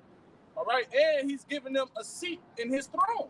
He's giving them a piece of the pie. So with that being said, these other nations are on board, but now they're turning back, man. Why? Because now they're saying Esau Edom, he's not coming through on his word. Not only is he not coming through on his word, but look at the estate of his land and look at the estate of his people. It's all chaotic and it's all a laughing show, man. It's all a laughing stock. All right, look at the president. Look at the so-called president who's supposed to be guiding the people. He's a laughing stock. He's somebody who's not taken serious. He's somebody who's looked upon as somebody that's about to be on their deathbed, man. All right? Can somebody get Isaiah 14? You got Kamala Harris talking about she may have to step up. And imagine how America gonna look as a woman leading them, man. Well, shit, America is a woman. Exactly. That's why I'm going to compare this place to call you the daughter of God. Isaiah 14. Is this that they just weaken the nations? This is Isaiah chapter 14 and verse 5. It says, the Lord hath broken the staff of the wicked and the scepter of the rulers. You know, which represents their rulership, you know, their whole system. We see it being broken down, beginning with the preaching. It says, verse 6, he who smote the people in wrath. That's his rulership. It's a staff, right? The staff is a support system. Yep. So that would be the strength of his rulership. Esau Edom, his strength and his rulership, he makes his law his strength, man. And what first and foremost, the scriptures prophesy how the people shall not give regard to the law no more. People should not give regard to their kings and princes no more. So the law is no longer going to have strength for Esau Edom. So the Lord is slowly breaking his system because all of these attributes that the Lord blessed him with, he's no longer, those attributes are no longer holding power no more. It's no longer holding weight. His witchcraft is no longer holding weight because the truth is flourishing. You know what I'm saying? His military might is not holding weight because these other nations, they got heavier artillery. You know what I'm saying? Let the weak say I'm strong. Exactly. You know? And your law is not working because nobody's regarding the law no more. Nobody's regarding your law. So your whole infrastructure is being destroyed, man. The so-called white man is getting ready for slavery, man. Ain't nobody regarding Esau Edom no more. They starting to learn that everything that he had set up, he set up through deceit. And with deceit, he'll always turn to the sword. You still happening now. It's taking 2 Ezra 6, how deceit shall be quenched. So his power to be able to deceive people, that's being done away with. So guess what? He's about to turn to the sword. And the same verse is saying the truth, which has been so long without proof. Right? 2 Ezra 6:28. Yeah, was somebody reading? It's Isaiah chapter 14, verse 6. He who smote the people in wrath with a continual stroke, he that ruled the nations in anger is persecuted and none hindered. That's like with a continual stroke, man. That you keep smacking somebody in the same spot over and over and over again, man. Yeah, because what Esau is about to do when his government shutdown happens, everything is stripped from you, you still got to pay bills. And on top of not being able to work, you know, you still got to pay the car note, your house note, your utilities, whatever. That's that continual stroke, man. Because all these things is still required of you. Yeah. So this shit don't stop just because this, that, and the third. Your bill still got to get paid, nigga. You know what I'm saying? Hey, yeah, we understand that you have a family and that you need food, water, and clothes, and that all your financials really need to contribute just to that. But you know what I'm saying? Esau Edom is what? He's greedy. He's selfish. We just brought up on the scriptures describing the characteristic of this devil. I was gonna say, in that continual stroke, you about to see that on a small scale with this government shutdown. Here it is. They not about to pay you to come to work, but they still want you to come to work. So you think the military troops, which some of them is pussies, they already juiced up so they control. You think come on, man, you think they're gonna want to work, take life on the line and not get paid for it, man? Come man. You know, I wouldn't be surprised if all them troops laid down their guns and went back to their bases, man. But the first thing they said, but when you watch the news, that's what they said. It's once they, like the brother mentioned, when they did the shit in 2019, people had to still survive, so they quit their jobs and found other jobs that would pay right now. It's called the Great Resignation. You know what I'm People saying? left their jobs and went to get, whether it be Uber Eats or whatever it was, they went to another job. And that's why the country, even then, that's why you see it. That's why you still see, like you see this place on the decline, because when people got a taste of not working, and then like the brother said, they was bringing out the stimulus package. They even had some people that probably didn't get them, and they had these jobs. They got so comfortable in that they never went back to work. You know what I'm saying? And so that's why you still see it now. Hiring or need help or want help. You know what I'm saying? So this time around, Grinding the season. you got Jake expecting what? Jake expecting to be taken care of just like last time. And they expected to just be weak. Because you had still niggas going outside and it was curfews and all type of shit going on.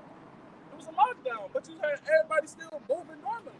And Esau wasn't really enforcing nothing for real. It was a test run, so to speak, man. So, but now So it's gonna that's be. what people gonna expect this time around. So when Esau eat him, when he showed like, no, you know what I'm saying? I'm not giving you no type of assistance. You're literally on your own. And not only that, but he got laws to back up everything he's been doing.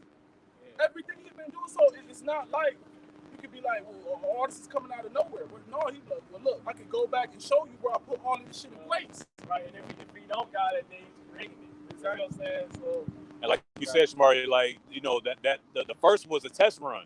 You know what I'm saying? But now with this this upcoming pandemic, they gonna bring the UN troops. And Apostle Hart was saying the reason they're gonna bring the UN troops because they're not from America. They don't give a fuck about America. They're here for to get paid. So they're not gonna be having any type of remorse over putting these Americans in subjection. Pandemic, which they already got this shit mapped out. Yep. If they understand that there's gonna be troops that love this country so much that regardless if they get paid or not, they gonna show up for work. And you're gonna have some that's like, hell no. This is because you had one on the news that said, well shit, this was his only him joining the military was for stability.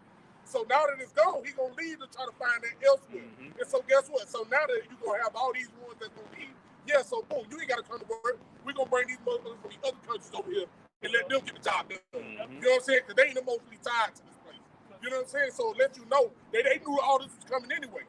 They were preparing for it. Mm-hmm. That's why they started doing all the where they practicing with these different troops on American soil, bringing them back from the countries that they were at so they can get ready for what's going to take place here in America. Mm-hmm. We got something called the United Nations. And right now, the World Health Organization is doing a deal with the United Nations to pretty much have, because all these nations, okay, across the four corners of the planet Earth are in the United Nations, except for the so-called state of Israel. See what I'm saying? So all these nations, America specifically, you know, we worried about America, fuck all these other nations. America is about to give its sovereignty to the UN, which the UN is going to give its sovereignty to the World Health Organization. And the World Health Organization is going to utilize the United Nations to pretty much, when all this new pandemic, this new pestilence comes out, the World Health Organization is going to say to the UN, we need troops across the four corners of the planet Earth. And when these troops get utilized and mobilized, that's when you know Jacob's trouble is near, man. See what I'm saying? Jacob's trouble is going to hit when that microchip is implemented, and it's implanted, it's mandated, man. So this is the beginning of sorrows, like the brother quoted earlier, he ran earlier. This is just the beginning, man. Yeah, you might not seem like shit going on, but there's shit going on under the surface, man. Who hold the precept? You got it out. This is Ecclesiastes.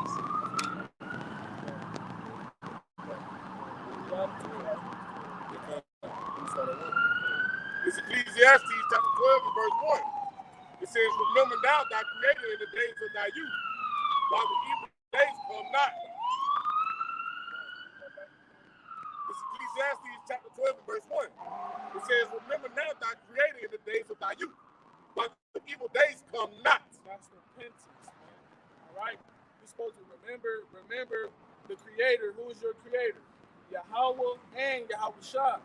Okay, that's your creator. If you're an Israelite, your blood traces, if your bloodline, all right, your father's bloodline, his lineage traces back to Abraham, Isaac, and Jacob through the spirit power Yahweh Shah. You're an Israelite, man. Okay, so your creator would be Yahweh Ba'ashem Yahweh Shah. All right, and that's who you're supposed to return to before all of these things come to pass, before the government shut down, before Esau come down with great wrath. While all this information is being brought out to you and fluctuating throughout the earth, this is when you're supposed to use that information to turn back to the Lord, man. Is it 33? All right? And, No, and Isaiah when 55 you and turn it back to the Lord, what are you doing?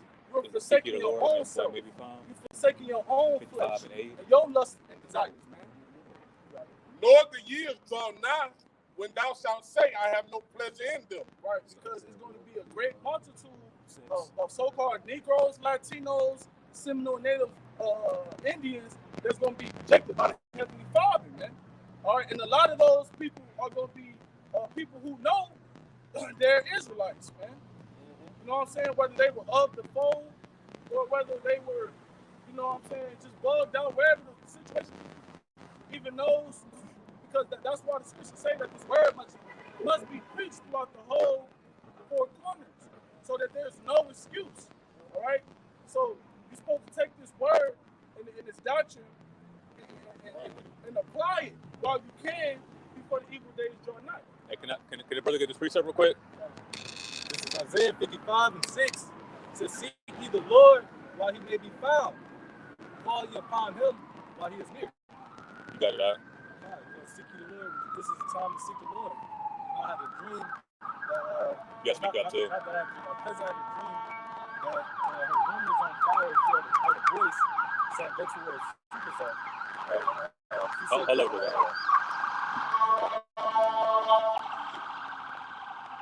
My cousin had a dream that the room was on fire and the Lord told her to go to where she was at. And she said she got up and just got to grabbing all her royal clothes. But, you know, seeking the Lord while he may be found. All right, this is the time to seek the Lord because the Lord got his prophets out here on the earth to tell you what's going on so you can get out of this destruction. Mm-hmm. Right, and that's how you know that the Lord is near. Yep. It said, draw to him while he's near. That's how you know the Lord is near because his prophets is out here. And that's seeking the Creator in the days without you. You know what I'm saying? Before hell breaks loose, man. There's gonna be a time when the doors of repentance gonna close. You know, where the Lord is using Yahweh Shai to turn back his men to the Most High, to Himself. You know what I'm saying? But it's gonna become a time when all that's gonna be out the window, man. You know. He said, I'm gonna break back from the top. He says, remember now thou created the days of thy youth, while the evil days come not, nor the years draw nigh, when thou shalt say, I have no pleasure in it. Because that's the day that's coming. Where there ain't gonna be no pleasure in the days that's coming. You know what I'm saying? There ain't gonna be shit to look forward to. You know what I'm saying? He's telling you to come towards me now. Stop living it up. Stop enjoying what you enjoying now. It's all vanity. Turn to me for all hell break loose. You know what I'm saying? Because all hell break loose, that now you gonna try to see, he said, now they gonna seek him early. But he ain't gonna be there. The time is now. Right, because if I can say, because our people are where they still at, they're still in these temples made with hands. That's right. These harlot houses, which is the Baptist church, the Christian church, the Catholic church, whatever it may be, the Seventh-day Adventist church, and they're teaching pretty much prosperity. They believe that America is going to go on until the Lord is going to give you billions of dollars soon and all these bullshit. But no, the Lord is about to give you opposite, man. He's going to give you famine, death, sword, and pestilence, man, if you don't fucking repent. And if I may add too, not to take away from what you said, because that's on point. But you already see where a lot of people that deserted these churches, where they deserted these places. Why? Because they understand what's going on and know that the pastor lying, but they don't know what way to go or what way to turn. So you hear a lot of people say, "Well, I'm spiritual. I got my own relationship with the Most High." You feel what I'm saying? They turn into witchcraft. Yeah, that's right. You know what I'm saying? You see, but the elect is going to come unto the true doctrine. You see, still got more. Yep. Ecclesiastes 12:2. He says, while the sun or the light or the moon or the stars be not dark. And that goes into the understanding. That's right. Yeah, that goes into the understanding. once again, all right, the doors of repentance being open, right? Because the ordinance of the sky will represent wisdom in a lot of cases, but it's also twofold because the real pinnacle of the day of the Lord is when those nukes is about to touch down, and when those chariots start to come back upon the earth, like enter into this atmosphere, and Yahushua comes back. That's gonna be the pinnacle of the day of the Lord, man. Because the day of the Lord ain't just, you know what I'm saying? The day of the Lord is the Lord returning, man. All right, that's the day of the Lord. Say it's gonna be a day of thick clouds, Luminous. Lord, I come back to give everybody no fucking hug. You come back to kill and destroy. That's right. Righteousness. That's right. It says, no other clouds return after the rain. This is verse 3. It says, in the day when the keepers of the house shall tremble. Right. What does that mean? The clouds come back after the rain. That's basically when everything is back sunny again. Yeah. That's when you can see everything clearly. Yeah, thinking. Sitting there thinking, because that's what a lot of people think right now. They like, well, shit. Even with the government getting ready to shut down, people like, well, it ain't gonna last that long. We're gonna get a stimulus. Yeah, we're gonna get a stimulus check. Well, you sitting there thinking, well, shit. Well, if it do crash for a long time, you know, it's America. Everything gonna get back right. You know what I'm saying? It's gonna be good because that's what they used to. They used for everything. Something happened, then they continue on up and running. But see, not understanding that that's what prophecies say. And so then they look at the prophets like, told you ain't know what you were talking about. Or trying to debunk you, but not understanding. Nah, it's about to keep going. Just keep watching. Yep. You feel me? But it says in the day, this is Ecclesiastes 12:3. In the day when the keepers of the house shall tremble. The keepers of the house is the economists. And if you're not sure who Ray Dalio is, look him up. He knows that something about America's going through. America's about to fizzle. It's about to fizzle out. And it's over with. Because the keeper of the house, you know, that goes into, like you say, economists, which that literally means, you know, a manager of a household. Because the economy goes back to a household. That's what America is. That's what it's going to do. Most of the business is the economy. And they literally crashing it on purpose. That's why those who were set up to manage it, they trembling. That's where all the majority of the articles were coming from. People that actually analyze what's going on. Yep, and that's good. Because if you understand, like even what the brother talking about, they're trying to come to an agreement. Because on one side is planning to do this, and you got another people that's not trying to agree with what's going down. That's why it's going to sit down. Because they can't agree. You know what I'm saying? It's because you got E divided against E. You know what I'm saying? So guess what? Now the house can't stand. It says, in the day when the keepers of the house shall tremble, and the strong men shall bow themselves. Going into the military, you know, because a lot of people that's in the military, they gonna start to fold. You already see that happening. Yeah, come on. You got motherfuckers in the military thinking this shit game making TikToks, and you got moles in the military. They all gonna become as women. The scripture tell you that. Mm-hmm. Yeah, and then you got them people, they don't even go into the military with the right intentions, if that makes sense. Yeah, because you heard they going into the military just off the simple fact that their finances is fucked up, man. Or that they don't see themselves really having no future here or having no type of life here. Bro, People go to the military if they can't figure their life out or they really fucked up with finances. bro, it's like the Jacob mentioned when you could do some of the top people that ain't gonna get paid. You had a Jake that's in the military, and that's exactly what he said. Exactly what he said, word for word, was the only reason he ever joined the military was for stability. See? And then what's that gonna bring? And a person who didn't join the war because of to fight the fight, when it's time to fight, they gonna perish, man. Because that ain't what he signed up for. World War I and World War II, you had Edomites or motherfuckers who joined the war. They was joining the war because they really gave a fuck about America, man. They really gave a fuck about their country, and they was truly fighting with intent to hold it down for America, right? But now this is about to be World War III. That's nobody's intent, man. Nobody's intent is I gotta fight for my country, honey. I'll be back. The wife and the kids, and you know, nobody's with that soldier hero mentality. Yeah. Well, back That then, shit is gone, well, man. back then, that's what they were raised like that. They were raised to defend the flag and this is our country and everything like that. But now Esau's being exposed.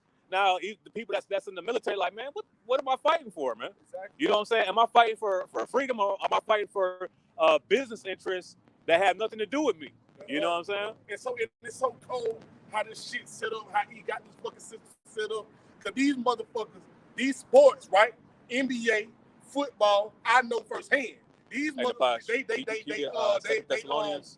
non-profit organizations. So meaning they ain't government funded. You feel what I'm saying? So guess what? And that's a part of the deception. Because while all hell breaking loose, it's still gonna be games on Sunday. It's just like when the first pandemic.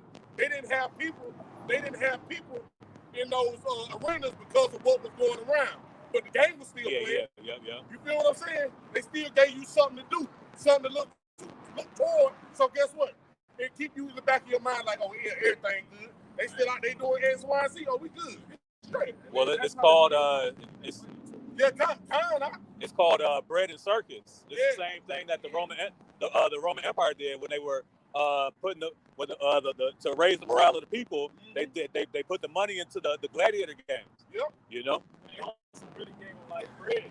They gave them bread, all types of certain foods. Because they knew that the food would pretty much block their financial. Right. You know what I'm saying? Or you think they just had it to where you could get fucking cheeseburgers for $1.50. Yep. That's that human meat. That's part of that ritual, that sacrifice. You know what I mean? It's Ecclesiastes 12:3.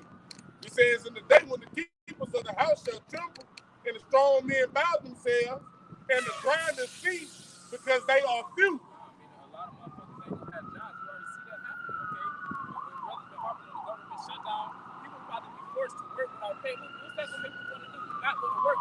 Instead, they're gonna try to find other jobs. You see an example of that with the pandemic. Well, in Isaiah says that there should be no work for Egypt.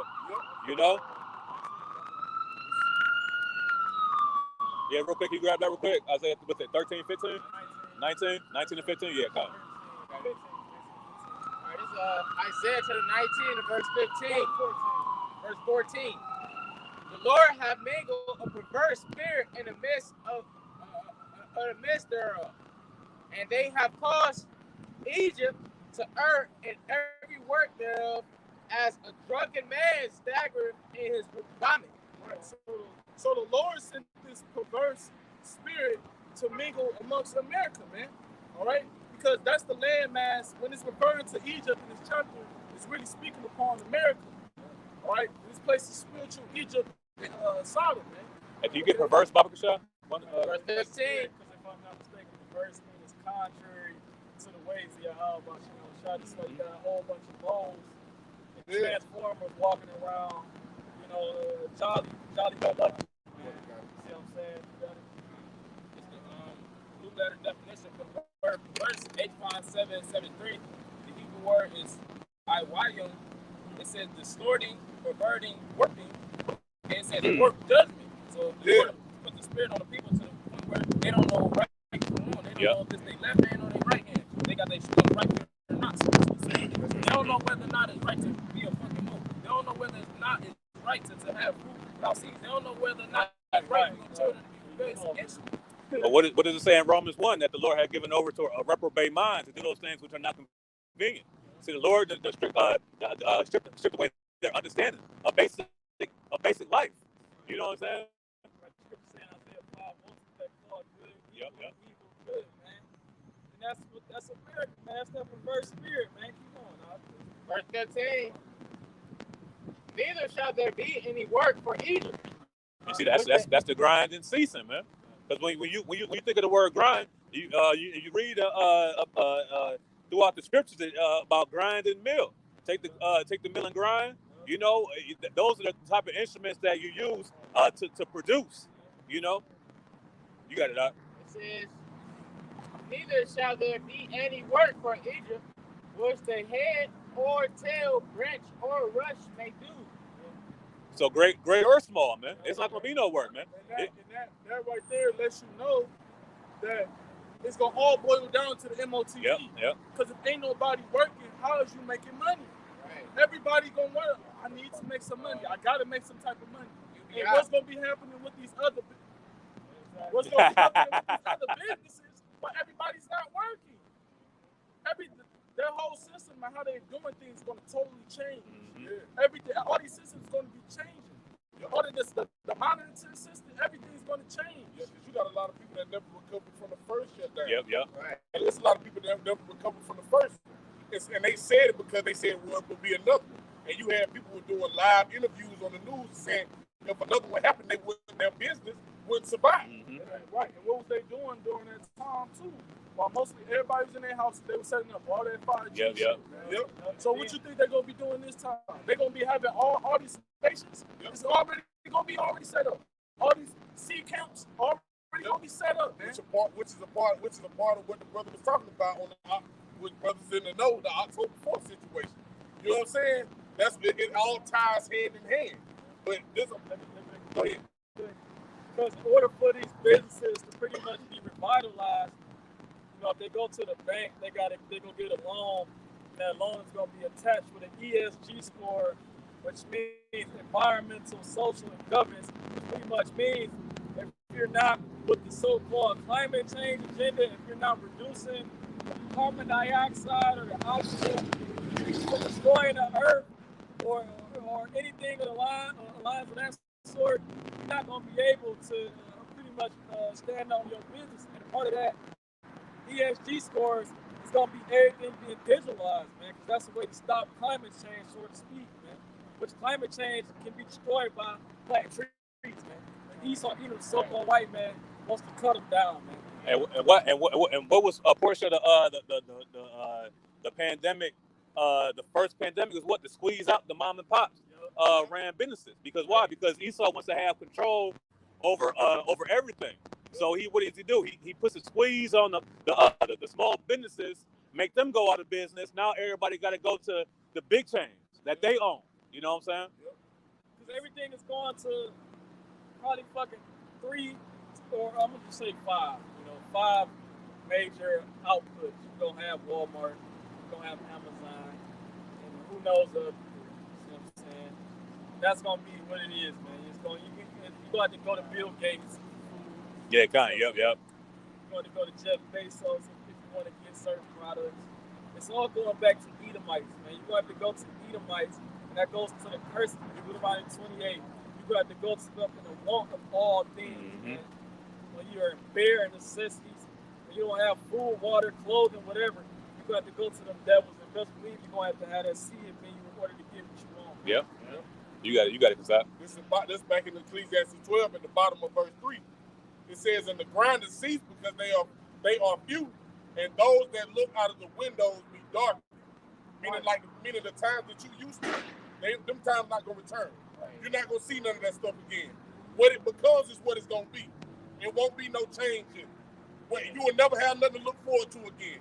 It's downhill after that. The American dream is gone. Yeah, that's dope. They should look out their windows and be dark, because the cities. Your neighborhood, as you once pictured it, is no longer going to look like that, man. Everything is going to decay. Everything is going to decline. Everything is going to lose its value. You know what I'm saying? Every infrastructure is going to be torn down from its foundation. It's going to be ripped up.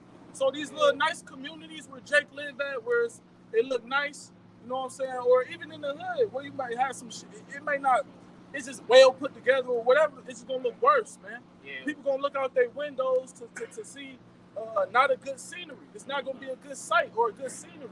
It ain't gonna be sunshine and happiness, man. And clouds in the sky and shit. You got a quick one? Go ahead. If I get this word forecast, because it said look out. A lot of times you look out the window, speaking physically, you look and you try to look at the sky, see how the weather gonna be and things like that. But spiritually speaking, when you looking down the road, a lot of people they plan trips. They say, I'm gonna be doing this next time. I'm gonna be doing this in the winter. All that shit is gonna change. Your forecast is gonna go out the window. And it's the etymology for the word forecast. It says to scheme, to contrive, plan, prepare, to predict events. So the events that you usually plan, it's all gonna be darkened. It's all the faster this world passes away, and it's gonna be made manifest. Your family reunion the 50th family reunion that you're gonna have next year. You're not gonna see that. Sarah and Johnson's family vacation. You're not gonna have that. You know what I'm saying? Right now, I believe my siblings was on a trip somewhere. They believe that they're going to be able to continue. All their families believe they're going to be able to continue to so-called live life, man. That shit is over, man. But it's so, and bro, that's another thing too, bro. It's a lot. Because even when it came out with the Juicy Juice, like even when you talk about these trips, the leader country to go on certain trips, whether that be like you got people that like to go on cruises. You had to take the juicy juice just to do those things. So when they cut it this time and they come out with that tiny technology, they already know what you're gonna do just so you can keep forwarding in the society or to keep going. You feel what I'm saying? So it's gonna have you in that place where it's like what the brother quoted it earlier. They were still eating and drinking, giving in marriage, because it ain't gonna look the same in every place, but it's gonna affect the whole world. So it's gonna have some people deceived to where it's like, well, she good on this end, well, why is about 15, 20 minutes away? It's fucked up. But you ain't got no interest. You don't have no because it's in second edges. You ain't gonna be able to go into certain cities. You feel me? Certain people ain't gonna be able to enter into your city. So it look good in your city, but it's fucked up in this one. So that even that's gonna deceive you and to keep you going, and then boom, then the day of the Lord gonna be in your face when you know it. Well, that goes into the 15-minute cities. Yeah, and when it was a movie, I believe it was with Justin Timberlake, where where he had to buy the time. He had to buy time. Yeah, that's right. You know what I'm saying? But you had time according to your status. You know what I'm saying? So you had the slums where if you didn't have that status, you was basically living in the slums. But if you're a part of that elite, you had basically an infinite amount of time. You know what I'm saying? They lived in the best neighborhoods. You know what I'm saying? So that's what's gonna happen, man. These 15-minute cities are gonna be based upon the level of the people who are gonna be living in it. Yeah, because like even to the point you're making, that's why okay, boom, you say they attack the mom and pop store. Boom, now they're attacking the middle class. You feel what I'm saying? So to where it's not gonna be no more middle class. Like how you talk about it, it's only gonna be a rich or a poor. Go ahead, it's already like that. It ain't no middle class. Yeah, that's right. You either living paycheck to paycheck, or on the verge of about to be living paycheck to paycheck, or your ass you got millions of billions. Yeah. It was an article that even people that's making six figures are living check to check. You know what I'm saying?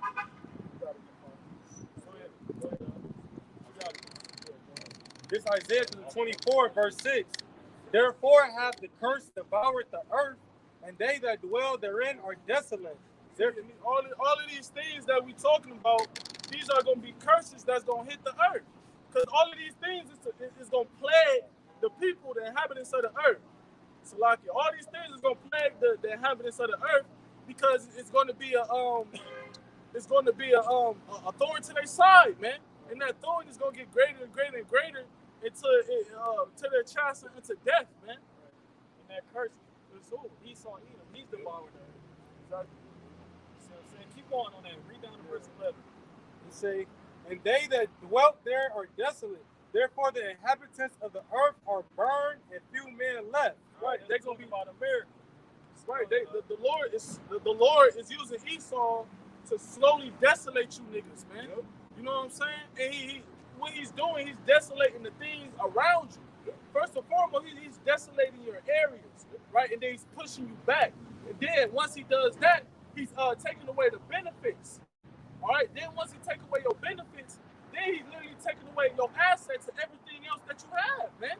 And then it's gonna come to where he's gonna get personal. He's gonna take your family, right?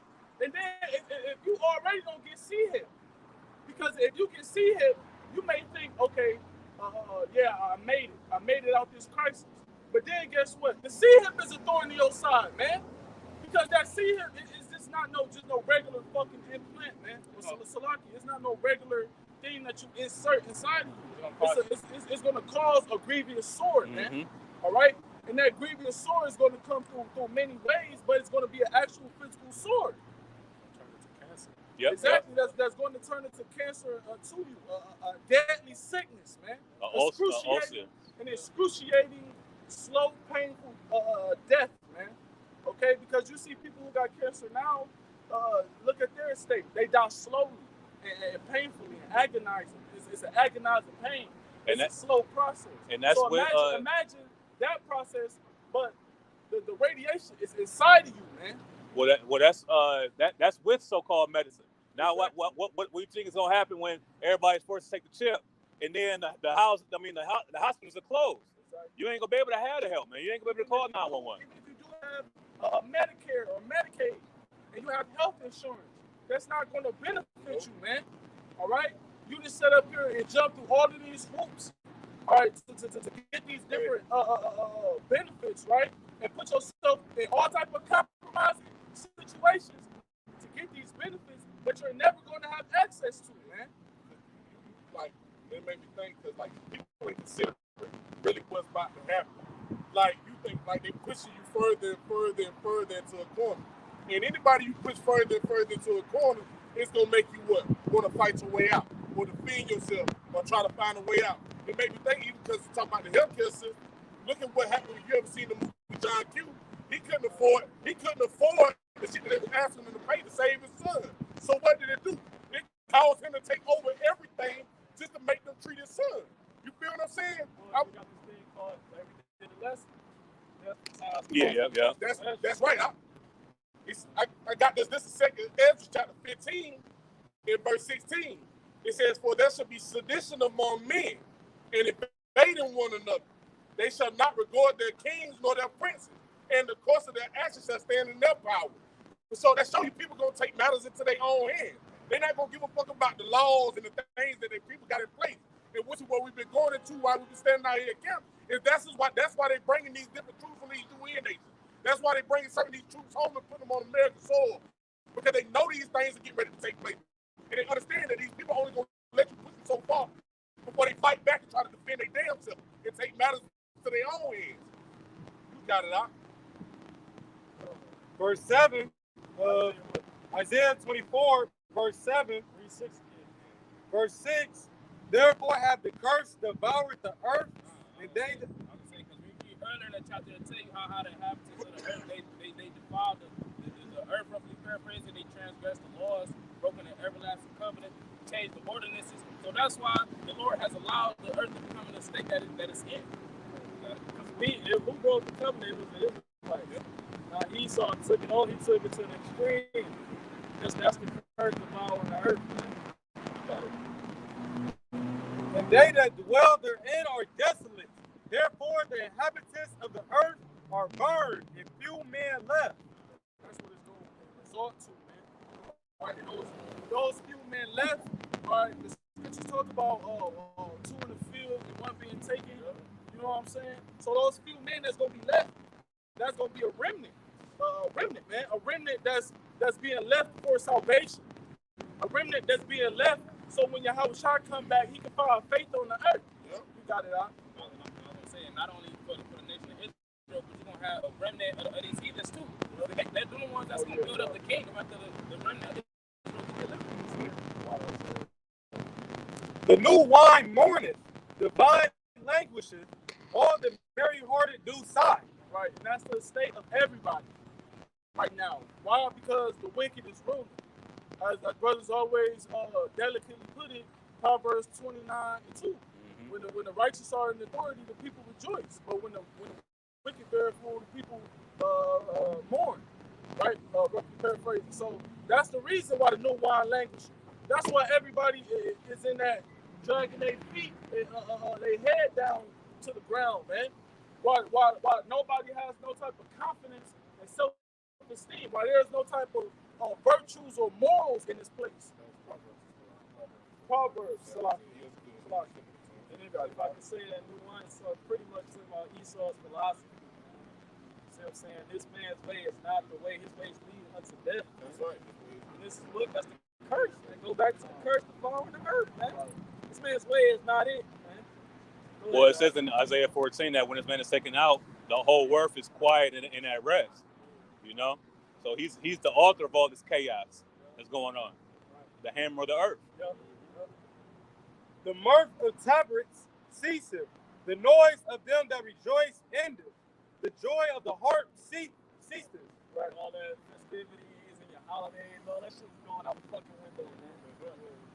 Go ahead, They shall not drink wine with a song.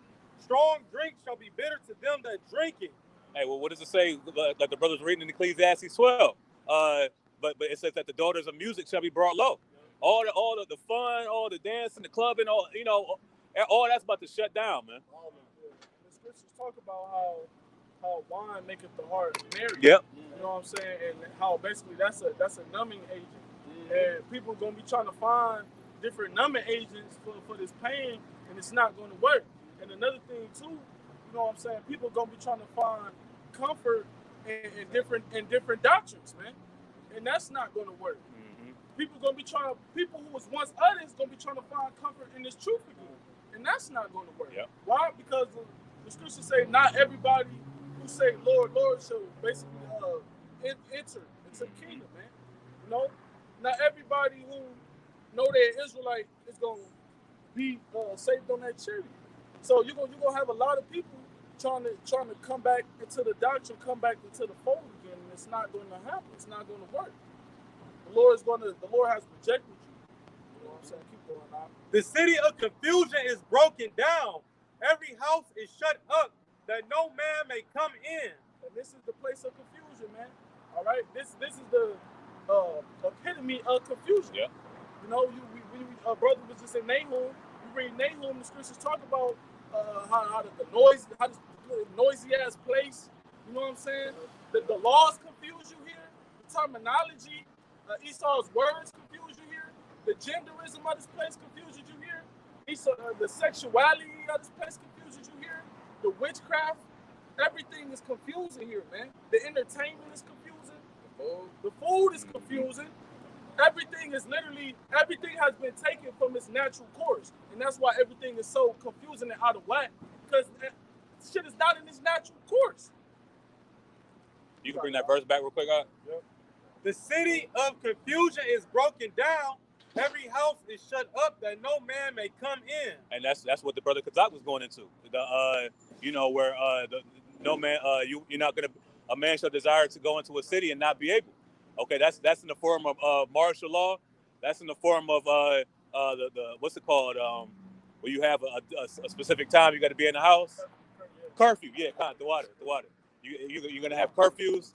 So these things are gonna come upon the earth. Why? Because these are the what's it say in Isaiah 10, the unrighteous decrees that Esau gives. You know that they're gonna push on the people, right? You got it, Doc. All right. They close up. Go ahead. There is a crying for wine in the streets. All joy is darkened. The mirth of the land is gone. That's going to be the end-all, be-all estate of not only America, first and foremost America, but the whole earth before Yahweh shall come back. Everybody's going to be in a mournful state. All right? Dr. Shaw, we're going to close out with this. The brother get Isaiah 65, I believe, 13. Yeah, verse 13, we're going to end all on that. Because the elect, in this time period where everybody else is going through this, the elect is going to be well taken care of, man. Because we always got to make mention that it's not just going to be gloom and doom. There's light at the end of the tunnel for the elect, but for the elect only, man. Right. This is Isaiah chapter 35. 65. This book Isaiah. This book of Isaiah chapter. Isaiah 65 and 13. It says, therefore, thus saith the Lord power, behold, my servant shall eat, Hey, can you get but ye shall be hungry. Right. So the service of Yahweh John Hashem 6, Yahushua has been doing his will before the evil days drew. They're going to eat in the time of famine. The Lord is going to feed them, just like how the Lord fed Elijah during the famine. Right? Just like how the Lord fed Joseph's family during the famine in Egypt. So, It says, behold, my servant shall drink, but ye shall be thirsty. Behold, my servant shall rejoice, but ye shall be ashamed. That's a part of the wicked Israelites that don't want to repent and come back to the Lord. Let them know, like, y'all gonna be starving to death. But those who seeking me early, who repented, my servants, the prophets, and the rest of the multitude, one of the ones that's gonna be good during these times. The Lord, it's scripture tell you it's better to die by the sword than to die by famine. Mm-hmm. that's right. Yeah. Got it on that. Right. So Lord willing, bro, Let the brother bring it out just real quick, It's the book of John, just to back you up. St. John chapter 6, the verse 35. And Yahweh shall say unto them, I am the bread of life. He that cometh to me shall never hunger, and he that believeth on me shall never thirst. You see, so that's how the Lord is going to allow us to eat in those days, to be joyful in those days. You know, because we're going to eat the flesh of Yahweh Shai and drink his blood, like he said that in the Last Supper. You know, but you got it out. You have the last point to make? No, that was it. That was it. Yeah. basically the two precepts brought together is proof showing you how the Lord is going to take care of his elect like he's doing now, and how he's going to increase that caretaking in the time of Jacob's trouble. Mm-hmm. And Lord willing, that be all of our end up here, man. Done. You know what I'm saying? So with that being said, Lord willing, this was an edifying camp to all those who can receive it in the Akim of the body, giving our glory, honor, and praises to Yahweh, Bahashem, Yahweh Shai, Bahashem, and Kakudash. And ending out, giving double honors to our apostles and elders of Great Millstone, who gave us this amount, this truth, and rule well within this ministry. Shalom, shalom. Shalom. Ball. Blah, blah, blah, blah. Call me Yasharala.